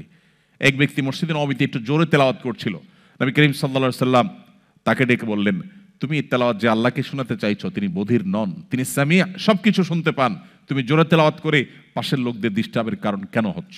সো আমরা সেইভাবে তেলাওয়াতের কথা বলছি না, কিন্তু কিছুটা সরবে তেলাওয়াত হলে বাসা বাড়িতে শয়তানের যে আক্রমণ, অ্যাটাক, সেটা থেকে আমরা সেফ থাকি, আমাদের বাচ্চারা সেফ থাকে। কিন্তু সেই তেলাওয়াত নাই। এখন পড়লেও আজকাল মোবাইলে গুনগুনিয়ে বা চুপোচুপে আমরা পড়ি। কিছুটা সরবে বাসা বাড়িতে তেলাওয়াত হওয়া দরকার, তাহলে শয়তানের আখড়ায় পরিণত হয় না। এবং শয়তান যে আমাদেরকে স্পিরিচুয়ালি অ্যাটাক করে এটা আমরা বুঝি না। হয়তো নামাজ কালাম পড়ছি, হয়তো আমার মা বোন হিজাব করছেন, হয়তো অনেক ভালো কাজ করছেন, কিন্তু ধীরে ধীরে তার ঈমান দুর্বল হয়ে যাচ্ছে। নামাজ পড়তে তার ভালো লাগে না, কোরআন তেলাওয়াত করতে ভালো লাগে না, বাচ্চা সব পড়তে চায়, কোরআনটা পড়তে চায় না। এই জাতীয় সমস্যাগুলো সাধারণত যখন আমাদের ঈমানের শক্তি দুর্বল হতে থাকে, স্পিরিচুয়াল পাওয়ার যখন দুর্বল হতে থাকে, তখন আমাদের এই সমস্যাগুলো দেখা দেয়। আর এটা থেকে বাঁচার জন্য, এটাকে ওভারকাম করার জন্য আমাদের সবচেয়ে গুরুত্বের সাথে কোরআনের তেলাওয়াতকে নিয়মিত অব্যাহত রাখতে হবে। প্রতিদিন একটা সময় আপনি কোরআনের সাথে কাটাবেন, হোক সেটা 10 মিনিট, হোক সেটা 5 মিনিট, আপনাকে কোরআনের সাথে সুনিবিড়ভাবে সময় কাটাতে হবে। কোরআনের এই অলৌকিকত্ব আপনার ঈমানকে সেভ করার জন্য হেল্প করবে। এর পাশাপাশি সকাল সন্ধ্যা দোয়া এবং জিকিরের কথা আমি বলবো। আপনি যখন সকাল সন্ধ্যার বিশেষ করে রক্ষা কবচ দোয়াগুলো পড়বেন, সারাদিনের জন্য শয়তান আপনাকে আক্রমণ করতে পারবে না, আপনাকে আল্লাহ তাআলা সেভ করবেন। আবার সন্ধ্যা যখন পড়বেন, সারা রাতের জন্য আল্লাহ তাআলা আপনাকে নিরাপদে রাখবেন। এই জন্য সকাল সন্ধ্যার দোয়াগুলো খুব গুরুত্বের সাথে পড়া। আমাদের ছোট্ট একটা চটি বই সকাল সন্ধ্যার দোয়া এবং জিকিরের, এটার ইংলিশ এবং বাংলা 2 ভার্সনই আছে। সুসংবাদের বিষয় হলো যে এটার সফট কপি আপনারা ফ্রি ডাউনলোড করে নিতে পারেন। এটা যদি আমরা নিয়মিত পড়ি, ইনশাআল্লাহ পুরো বইয়ের সবগুলো দোয়া 20-22টা দোয়া আছে, সবগুলো পড়ার সময় যদি আপনার না থাকে, আপনি মেইন রক্ষা কবচ 2-4টা যে দোয়া আছে সেগুলো আপনি নিয়মিত পড়েন, তাহলে এই প্রতিকূল পরিবেশে যেখানে সারাক্ষণ কুফুর হচ্ছে, শিরক হচ্ছে বা নাফরমানি হচ্ছে, গুনাহের সয়লাব, গোটা পৃথিবী এখন গুনাহের সয়লাব, যেখানে হয়তো একটু বেশি হচ্ছে, সেই পরিবেশে, সেই সোসাইটিতে শয়তানের প্রভাব, তার যে আসর অনেক বেশি হয়, অ্যাটাক অনেক বেশি হয়, সেটা থেকে আল্লাহ তাআলা আপনাকে সেভ করবেন। এই জন্য কোরআন তেলাওয়াতের পাশাপাশি সকাল সন্ধ্যার দোয়াগুলো এবং রুকিয়া শরঈয়া। আমাদের অনেক ভাইরা আছেন, অনেক বোনরা আছেন, নামাজ কালাম পড়েন কিন্তু রুকিয়া বিশ্বাস করেন না, ব্ল্যাক ম্যাজিক বিশ্বাস করেন না, জিনের উপদ্রব বিশ্বাস করেন না। অনেকে আছেন, জিনের অস্তিত্বকে অস্বীকার করলে তো ঈমানই থাকবে না। কারণ কোরআন কারীমে সূরা জিন নামে একটা সূরা আছে, এবং জিনের এই বিষয়গুলো নিয়ে যদি কারো সংশয় থাকে, তিনি যদি সত্যি জানতে আগ্রহী হন, তিনি এটা বিষয়টা এমন, এটা শুধু বিশ্বাসের বিষয়, এটা উপলব্ধি করা যায়, একদম চোখের সামনে তিনি দেখতে পাবেন, এই উপস্থিতি টের পাবেন, কিন্তু তাকে সেটার জন্য চেষ্টা করতে হবে। তো যেটা বলছিলাম যে বাচ্চাদের মধ্যে অনেক সময় দেখা যায় কোরআন কারীমের তেলাওয়াত, সকাল সন্ধ্যার দোয়া এবং জিকির এবং রুকিয়া শরঈয়া, এটার ইতিবাচক পজিটিভ প্রভাব হয় তাদের ঈমানকে সেভ করার জন্য। অতএব এটার চর্চা আমাদের বাসাবাড়িতে থাকতে হবে। এটা হলো 4 নম্বর। নাম্বার 5, ইসলামী সমাজ এবং সোসাইটি, এটা খুবই গুরুত্বপূর্ণ। আলহামদুলিল্লাহ, সিডনি এমন একটি জায়গা যেখানে প্রচুর পরিমাণ বাংলাদেশিরা আপনারা বসবাস করেন। শুধু বাংলাদেশি নয়, আমাদের অন্যান্য দেশের বা অন্যান্য ভাষাভাষী, অন্যান্য দেশীয় ন্যাশনালিটির আমাদের মুসলিম ভাই বোনেরা অনেক বেশি পরিমাণে আছেন। পৃথিবীর অল্প কয়েকটা মাল্টিকালচারাল সোসাইটির মধ্যে একটা হলো এইটা, যেখানে আপনারা চাইলেই নিজেরা অনেক সুন্দর নিজেদের মধ্যে একটা বেশ শক্তিশালী সোসাইটি ডেভেলপ করতে পারেন। এটার মধ্য দিয়ে নিজেদের ঈমান আমলকে সেভ করাটা ইজি হয়। মানুষ যখন বিচ্ছিন্নতা থাকে, তখন তার দ্বারা ঈমান আমলকে সেভ করা, নিরাপদে রাখাটা কঠিন হয়ে পড়ে। অতএব এই সোসাইটি মেনটেন করা, এই যে আমরা এখানে আসলাম, এটা পার্ট অফ দ্যাট। এরকম একটা উদ্যোগ হতে হলো যে আমরা এখানে সবাই একত্র হলাম ঈমানের আলোচনা করার জন্য। এরকম বড় আকারে না হলে আপনার মসজিদে, আপনার মহল্লাতে ছোট আকারে হতে পারে। আপনি এই যে ফজর গ্রুপের ভাইয়েরা ফজর নামাজ তারা পড়েন, জাস্ট ফজর নামাজের সময় আসেন, একত্র হন, সেখান থেকে একটা গ্রুপ হয়েছে, সেখান থেকে একটা সোসাইটি হয়েছে, সেখান থেকে তারা পরস্পরের বন্ধু এবং আত্মীয় স্বজনের মতোই আপন হয়ে গেছেন। এই যে এখান থেকে একটা ভালো কিছু হলো। এরকম ছোট ছোট বিভিন্ন সোসাইটি হতে পারে, বিভিন্ন কমিউনিটি হতে পারে, বিভিন্ন সার্কেল হতে পারে। এই সার্কেলগুলোতে আমরা টিকে থাকলে বা সেগুলোতে এঙ্গেজ থাকলে আমাদের ঈমান আমলকে সেভ করা নিরাপদ হবে। আমাদের বাচ্চারা যখন দেখবে যে তার বাবা মায়ের বা তার ফ্যামিলির যে সার্কেল, সেই সার্কেলে ঈমানকে খুব নার্সিং করা হয়, গুরুত্ব দেওয়া হয়, পরিচর্যা করা হয়, তখন সে সেখান থেকে সেগুলো শিখবে এবং তার প্রভাব, পজিটিভ প্রভাব তার উপরে পড়বে। সো এই যে সার্কেল মেনটেন করা বা কমিউনিটি মেনটেন করা মুসলিমদের অমুসলিম প্রধান দেশে এবং মাল্টিকালচারাল সোসাইটিতে খুবই ইম্পর্টেন্ট বিষয়। এমনকি মুসলিম সমাজে এটা আজকাল অনেক গুরুত্বপূর্ণ হয়ে পড়েছে যে আপনার ফ্যামিলি অন্য একটা ফ্যামিলিতে যাবে, যেখান থেকে বাচ্চারা ভালো কিছু শিখবে, যেখান থেকে আপনি ভালো কিছু শিখবেন, যার কাছ থেকে আপনি ভালো কিছু শিখতে পারেন, তার সাথে আপনি সেদে সেদে যাবেন, বন্ধুত্ব করবেন, উঠা বসা করবেন, তাকে দাওয়াত দিবেন, তার বাসায় যাবেন। এরকম যত ভালো সোসাইটি আপনি মেনটেন করতে পারবেন তত আপনার ভালো হওয়া সহজ হবে। কারণ আল্লাহ বলেছেন, ইয়া আইয়ুহাল্লাযীনা আমানুত্তাকুল্লাহ ওয়া কুনু মা'আস সাদিকিন, হে ঈমানদাররা তোমরা তাকওয়া অবলম্বন করো আর মুত্তাকিদের সাথে থাকো, অর্থাৎ ভালো মানুষদের সঙ্গ অবলম্বন করো। আমি যে জায়গায় আছি সেখানে ভালো মানুষ বা ইমানদার মানুষের সংখ্যা যদি কম হয়, সেখানে যেই ইমানদাররা আছে তাদের মধ্য থেকে ভালো মানুষগুলোকে খুঁজে বের করে করে তাদের সাথে একটা চেইনের মধ্যে আমি যদি যুক্ত হয়ে যাই, তাহলে সেক্ষেত্রে আমার ইমান সেভ হওয়ার জন্য অনেক বেশি সহায়ক হবে। এটা হলো 5 নম্বর। আমি ডিটেইলে আর যাচ্ছি না। নাম্বার 6, ইসলামের দাওয়াত দেওয়া। আপনি যে পরিবেশে আপনার ইমান হুমকির মধ্যে পড়তে পারে, সেই পরিবেশে আপনার থাকার শরঈ রাইট তখনই পান যখন আপনার উদ্দেশ্য মূলত ভালো থাকা খাওয়া হয় না, বরং উদ্দেশ্য হয় দাওয়া ইলাল্লাহ, আল্লাহর পথে মানুষকে দাওয়াত দেওয়া। আল্লাহর পথে মানুষকে দাওয়াত দেওয়ার জন্য মাদ্রাসায় পড়ালেখা করে আলেম হইতে হবে, নট নেসেসারি। আপনি একজন সাধারণ শিক্ষিত, আপনি যে কোনো প্রফেশনের মানুষ, এমনকি আপনি একজন নারী, আপনি আপনার জায়গা থেকে ইসলামের দায়ী হতে পারেন, প্রচারক হতে পারেন। আমি আমেরিকাতে আমাদের এমন এমন বোনকে চিনি, বয়সে আমার মায়ের বয়সী, কিন্তু দাওয়াতের ক্ষেত্রে এত অগ্রসর যে আমার ঈর্ষা হয় যে একজন নারী যিনি জাস্ট ঘরে থাকেন, ঘর সামলান, অথচ শত শত হাজারো মানুষের হেদায়েতের বন্দোবস্ত আল্লাহ তার হাতের উপর দিয়ে করছেন। এরকম বহু বোনকে আমি চিনি পার্সোনালি। তো আমরা যদি চাই আমরা দাওয়াতি কাজের মধ্য দিয়ে আমাদের ইমানকে সেভ করতে পারি, এই আমাদের ইসলাম প্র্যাকটিসটাকে আমরা ইজি করতে পারি, ব্যাপারটাকে বোঝার জন্য আমি একটা এক্সাম্পল দিয়ে থাকি। সাধারণত ধরুন আপনাদের এখানে নির্বাচন হয় সবসময়, নিশ্চয়ই বিভিন্ন রকমের নির্বাচন হয়, সামনে হয়তো আবারও হবে। আমি আমাদের দেশীয় প্রেক্ষিতে যদি উদাহরণ দেই, আপনি একজন ভোটার। আপনি যেহেতু একজন ভোটার, অতএব যতজন ক্যান্ডিডেট আছে, যতজন প্রার্থী আছে নির্বাচনে, ধরুন চেয়ারম্যান ইলেকশন বা আমাদের পার্লামেন্টের যে জাতীয় নির্বাচন, এমপি ইলেকশন, যে কোনো ইলেকশনে ক্যান্ডিডেটের যে সমস্ত লোকেরা তাদের প্রচারণার কাজ করে, এই প্রচারণার কাজ করা লোকগুলো এমপি সাহেবের পক্ষে যারা কাজ করে, এমপি ইলেকশনে 5 জন দাঁড়িয়েছেন, 2 জন দাঁড়িয়েছেন, তাদের পক্ষে যারা কাজ করে, এরা সব ভোটারের কাছে কাছে যায়, ভাই আমার নেতার চরিত্র ফুলের মতো পবিত্র, সো একটা ভোট দিবেন। করে কি করে না? এখন যদি আপনি ভোটার হন, তাহলে আপনার কাছে সব দলের ক্যান্ডিডেটদের লোকরা আসবে, সব ক্যান্ডিডেটরা আসবে, ভাই ভোটটা আমাকে দিয়েন, উনি বলবেন আমাকে দিয়েন, সবাই আসবে। এমত অবস্থায় আপনি আসলে কাকে ভোট দিবেন, কার দ্বারা কনভিন্সড হবেন? আমাদের দেশে এখন তো পয়সায় ভোট বিক্রি হয়, কেউ হয়তো 500 দিয়ে গেল, কেউ 1000 দিল, আপনার মনটা গেল বেচারা 1000 দিছে, তাহলে তো নীতিবান মানুষই হবে, তারই ভোটটা দেই। আপনি যে কারোর পালায় পড়তে পারেন, সম্ভাবনা আছে না নাই? অ্যাটলিস্ট সবাই আপনাকে দাওয়াত দিবে, আপনি সবাই দাওয়াত গিলতে হবে। আর কার দাওয়াত দ্বারা আপনি প্রভাবিত হবেন আপনি নিজেও জানেন না। এটা হলো যদি আপনার রোলটা হয় ভোটারের রোল।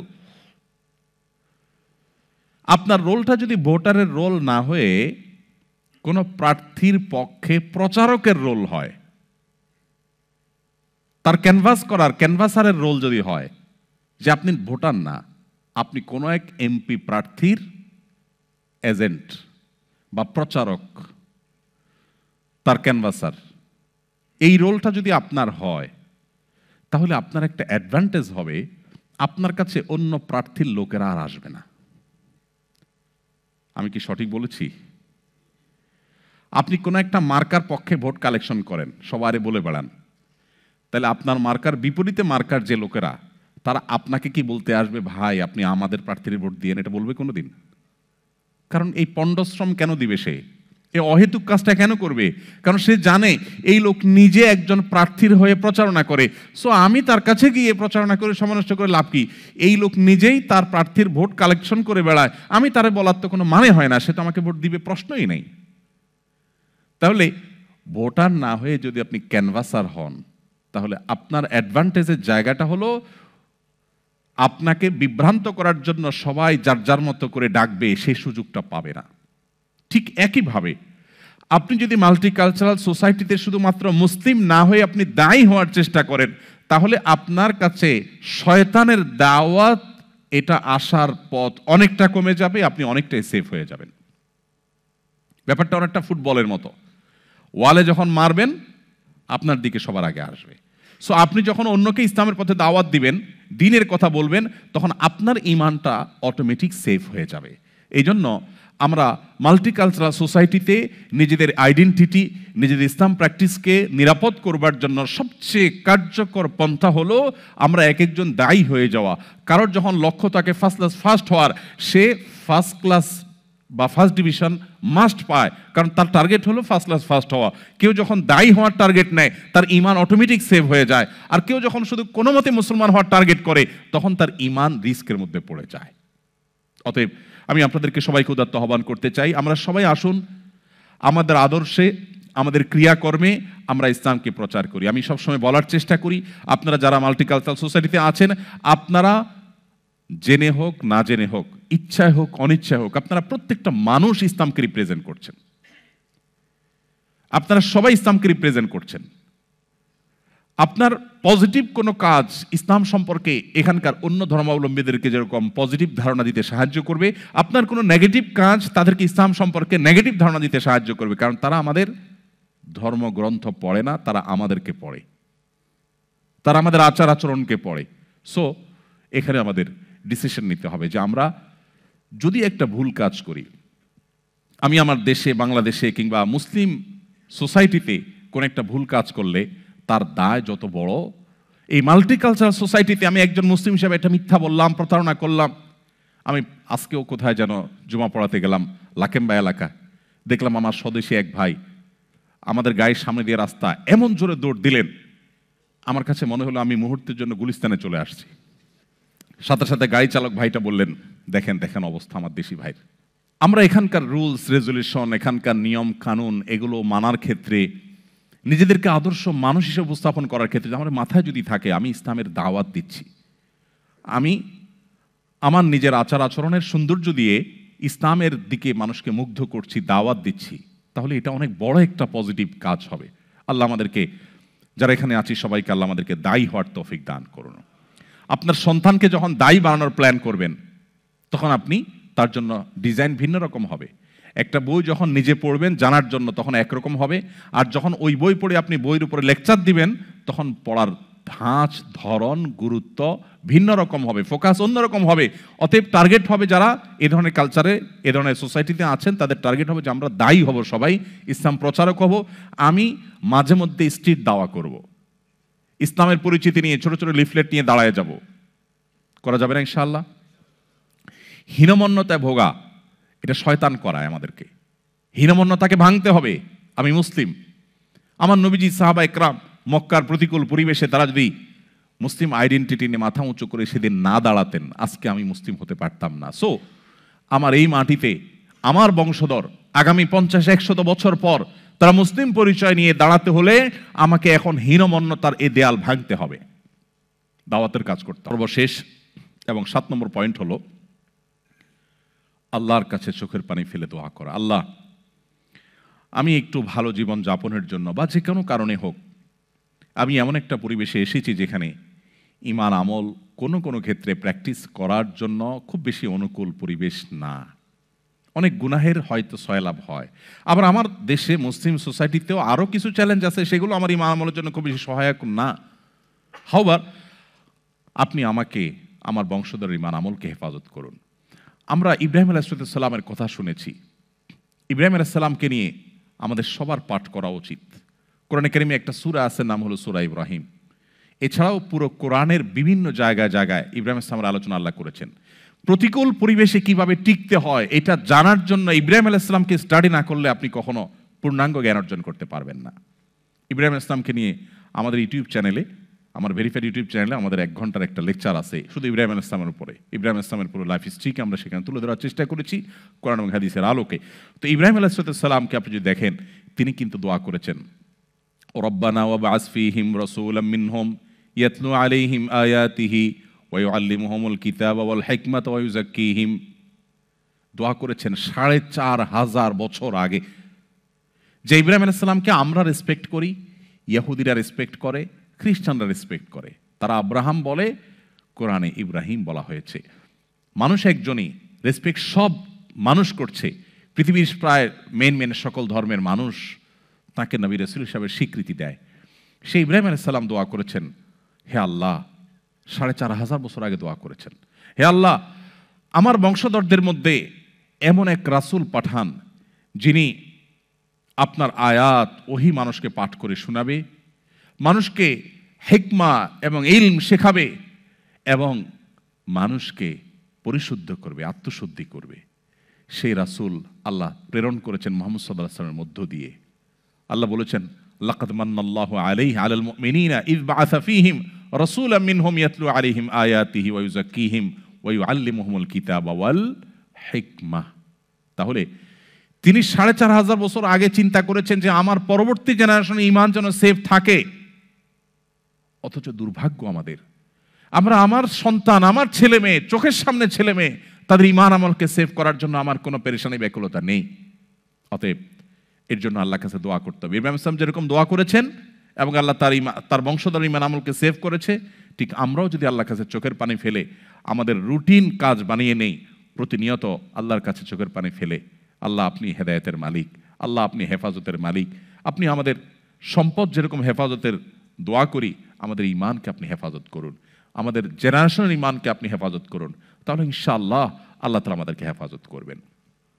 আমি আবারও এক নজরে 7টি পয়েন্ট জাস্ট একবারে বলে দিচ্ছি। নাম্বার 1, শক্তিশালী ঈমান লাগবে প্রতিকূল পরিবেশে নিজেকে টিকিয়ে রাখবার জন্য। শক্তিশালী ঈমান লাগবে। সাধারণ পানিতে সাঁতার কাটার জন্য যে পরিমাণ শক্তির দরকার হয়, স্রোতের বিপরীতে ঢেউয়ের উল্টো দিকে সাঁতার কাটতে গেলে আরো বেশি শক্তির প্রয়োজন হয়। ঠিক একইভাবে সাধারণ মুসলিম সোসাইটিতে ঈমান ধরে রাখার জন্য যে পরিমাণ চেষ্টা আপনার, যে পরিমাণ সাধনা আপনার লাগে, ঈমানের জন্য প্রতিকূল পরিবেশে আপনার চেষ্টাটা কয়েক গুণ বাড়াতে হবে। তাহলে আপনার চাইতে সৌভাগ্যবান কেউ হবে না। আপনি এখানে একটা উন্নত লাইফ লিড করছেন, আবার জান্নাতে যাওয়ার বন্দোবস্ত করে গেলেন। আপনি সেই মানুষ যাকে নিয়ে আমার ঈর্ষা হওয়ার কথা, যে আমি বাংলাদেশে এত সুন্দর জীবনযাপন করতে পারি না, আপনি এখানে যত সুন্দর জীবনযাপন করছেন, আবার আপনার জান্নাতকেও নিজের করে নিয়েছেন। এটাকেই বলে রব্বানা আতিনা ফিদ দুনিয়া হাসানা ওয়া ফিল আখিরাতি হাসানা। আল্লাহ আমাদেরকে সেরকম সৌভাগ্যবান মানুষ হওয়ার তৌফিক দান করুন। তাহলে প্রথম হলো শক্তিশালী ঈমান অর্জন করা। ঈমান অর্জন করার জন্য কয়েকটি পয়েন্ট আমি বলেছিলাম। ইসলামের মর্ম বোঝা, নতুন করে ইসলামটাকে জানা, ইসলামের আসলে মিনিংটা কি, আমি সেজদা দিচ্ছি এর মিনিংটা কি, আল্লাহকে আমি রব বলছি, আল্লাহর দাস বলছি। আমি কেউ কারোর দাস হতে চায়, বাট আমি আল্লাহর দাস হতে চাইছি। এর মধ্যে আবার প্রাউড করার কি আছে, এর মর্মটা কি, এখানে প্রাউড করার সূত্রটা কি, সোর্সটা কি, কি কারণে আমি আল্লাহর গোলাম হয়েও প্রাউড করবো, ওয়াই? এর তো সূত্র আছে। একজন আমাদের দেশীয় ভাষায় আমি বলি, রাজনৈতিক নেতাদের আগায় যোগায় যে দেয় আর কি, সাথে থাকে, সব কাজকাম করে আর কি, ব্যক্তিগত কাজকাম করে, এরা আমাদের দেশে গ্রাম্য ভাষায় বলে চামচা। না, আপনারা জানেন তো এটা, গ্রাম্য ভাষায় বলে চামচা। কিন্তু একই কাজ যদি প্রেসিডেন্টের করে, প্রধানমন্ত্রীর করে, কোনো মন্ত্রীর করে, তখন সেই লোকটারে কি বলে? পিএস। কাজ অলমোস্ট একই, না? এখন এই যে নাম পরিবর্তন হয়ে গেছে, কারণ কি? কারণ তার ডিউটি যার করছে ওই লোকটার চেয়ারটা যত বড়, এই লোকটার পদটাও তত বড়। এখন গ্রামের মনে করেন চেয়ারম্যান সাহেবের চামচা, এটা শুনতে কি খুব ভালো শোনা যায়? কেউ এটাকে খুব প্রাউড করে বলে না। কিন্তু যদি বলে যে আমার খালাতো ভাইয়ের, ফুফাতো ভাইয়ের, তালতো ভাই, তিনি মহামান্য প্রেসিডেন্টের পিএস এর ছোট ভাই, 3 জন মানুষের সাথে গল্প দিচ্ছে, সেখানে গল্প দিতে দিতে উনি চলে গেছে ওখানে, ওই তালতো ভাইয়ের, খালতো ভাইয়ের, ফুফাতো ভাইয়ের ছোট ভাই পরিচয় দিচ্ছে, কোনো প্রসঙ্গ নাই, তারপরে ঘুরে ফিরে টেনে টেনে ওই জায়গায় আনছেন। কারণ কি? তিনি ভাব নিতে চান, এটা গর্ব করতে চান।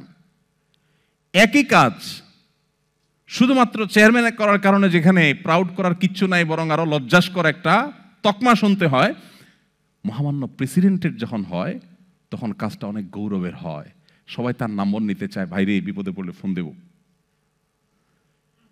ভাইরা আমার, মানুষ মানুষের দাস হতে চায় না, মানবীয় প্রকৃতি কেউ কারো দাস হতে চায় না, সবাই স্বাধীনতা চায়। কিন্তু এ দাসত্ব যদি হয় এই নবমণ্ডল এবং ভূমণ্ডলের সৃষ্টিকর্তার, তখন সেটা হয় গর্বের, সেটা হয় প্রাউড করার। কেন আমরা গোলাম হতে চাই? ইসলামের মর্মকে বোঝার চেষ্টা করা। আমরা সেভাবে ইসলামটাকে বোঝার সুযোগ পাই নাই। আমরা শুধু ছোটবেলায় মক্তবে কালিমায়ে তয়্যিবা শাহাদা ইমানে মুজমাল মুফাসসাল পড়ে মুসলমান হয়ে গেছি, যার কারণে আমাদের ইমানটা ঠুনকো হয়ে যাচ্ছে। এই জন্য এই মাল্টিকালচারাল সোসাইটিতে আমাদেরকে শক্তিশালী ইমানের অধিকারী হতে হবে ইনশাআল্লাহ। তার জন্য ইসলামকে নতুন করে বোঝা, প্রচলিত যে সমস্ত কৃষ্টি কালচারগুলো আছে সেগুলোর সাথে ইসলামের কম্পারেটিভ যে তুলনামূলক যে আলোচনা, সেটা যদি আমরা সেরকম গবেষকদের, আমি কয়েকজনের নাম বলেছি, কয়েকটা বইয়ের নাম বলেছি, সেগুলো যদি অনুসরণ করে পড়েন, সেগুলো আপনাকে হেল্প করবে। এর বাইরে আরও কিছু পয়েন্ট আমি বলেছি। তাহলে 2 নম্বর হলো দ্বীনের বেসিক ইলম অর্জন করা। বেসিক ইলম জানা থাকলে আপনাকে সহজে শয়তান গোমরাহ করতে পারবে না। 3 নম্বর, 5 ওয়াক্ত নামাজকে সর্বোচ্চ গুরুত্বের সাথে পড়া। আপনি অন্য কিছু করেন বা না করেন, এটাকে সর্বোচ্চ গুরুত্ব দিয়ে করবেন। এবং 4 নম্বর হলো কোরআন কারীমের তিলাওয়াত সকাল সন্ধ্যার এবং বিভিন্ন সময়ের দোয়া জিকির এবং শয়তান থেকে রক্ষা কবচ যে আমলগুলো আছে সে আমলগুলো কন্টিনিউ করতে থাকা, এগুলো আপনাকে সেফটি নিয়ে দিবে। 5 নম্বর হলো আপনি একটা সুন্দর পরিপূর্ণ প্র্যাকটিসিং সিরিয়াস দিনদার সোসাইটি বা কমিউনিটি আপনি মেনটেন করবেন। 6 নম্বর হলো আপনি ইসলামের পথে দাওয়াত দেওয়ার প্ল্যান করবেন, যে আমি এখানে দাওয়াত দিয়ে থাকবো, আমি দায়ী হয়ে থাকবো, আমি বছরে 20 জন মানুষকে ইসলামের দিকে দীক্ষিত করব, বেনামাজিকে নামাজি বানাবো, আমি মানুষকে দাওয়াত দিব। তখন আপনার ইসলাম অটোমেটিক সেফ হয়ে যাবে। আর সর্বশেষ 7 নম্বর হলো আল্লাহর কাছে চোখের পানি ফেলা, দোয়া করা, আল্লাহ যেন আমাদেরকে হেফাজত করেন। আল্লাহ রাব্বুল আলামিন আমাদের সবার ঈমান এবং আমলকে পরিপূর্ণভাবে হেফাজত করুন।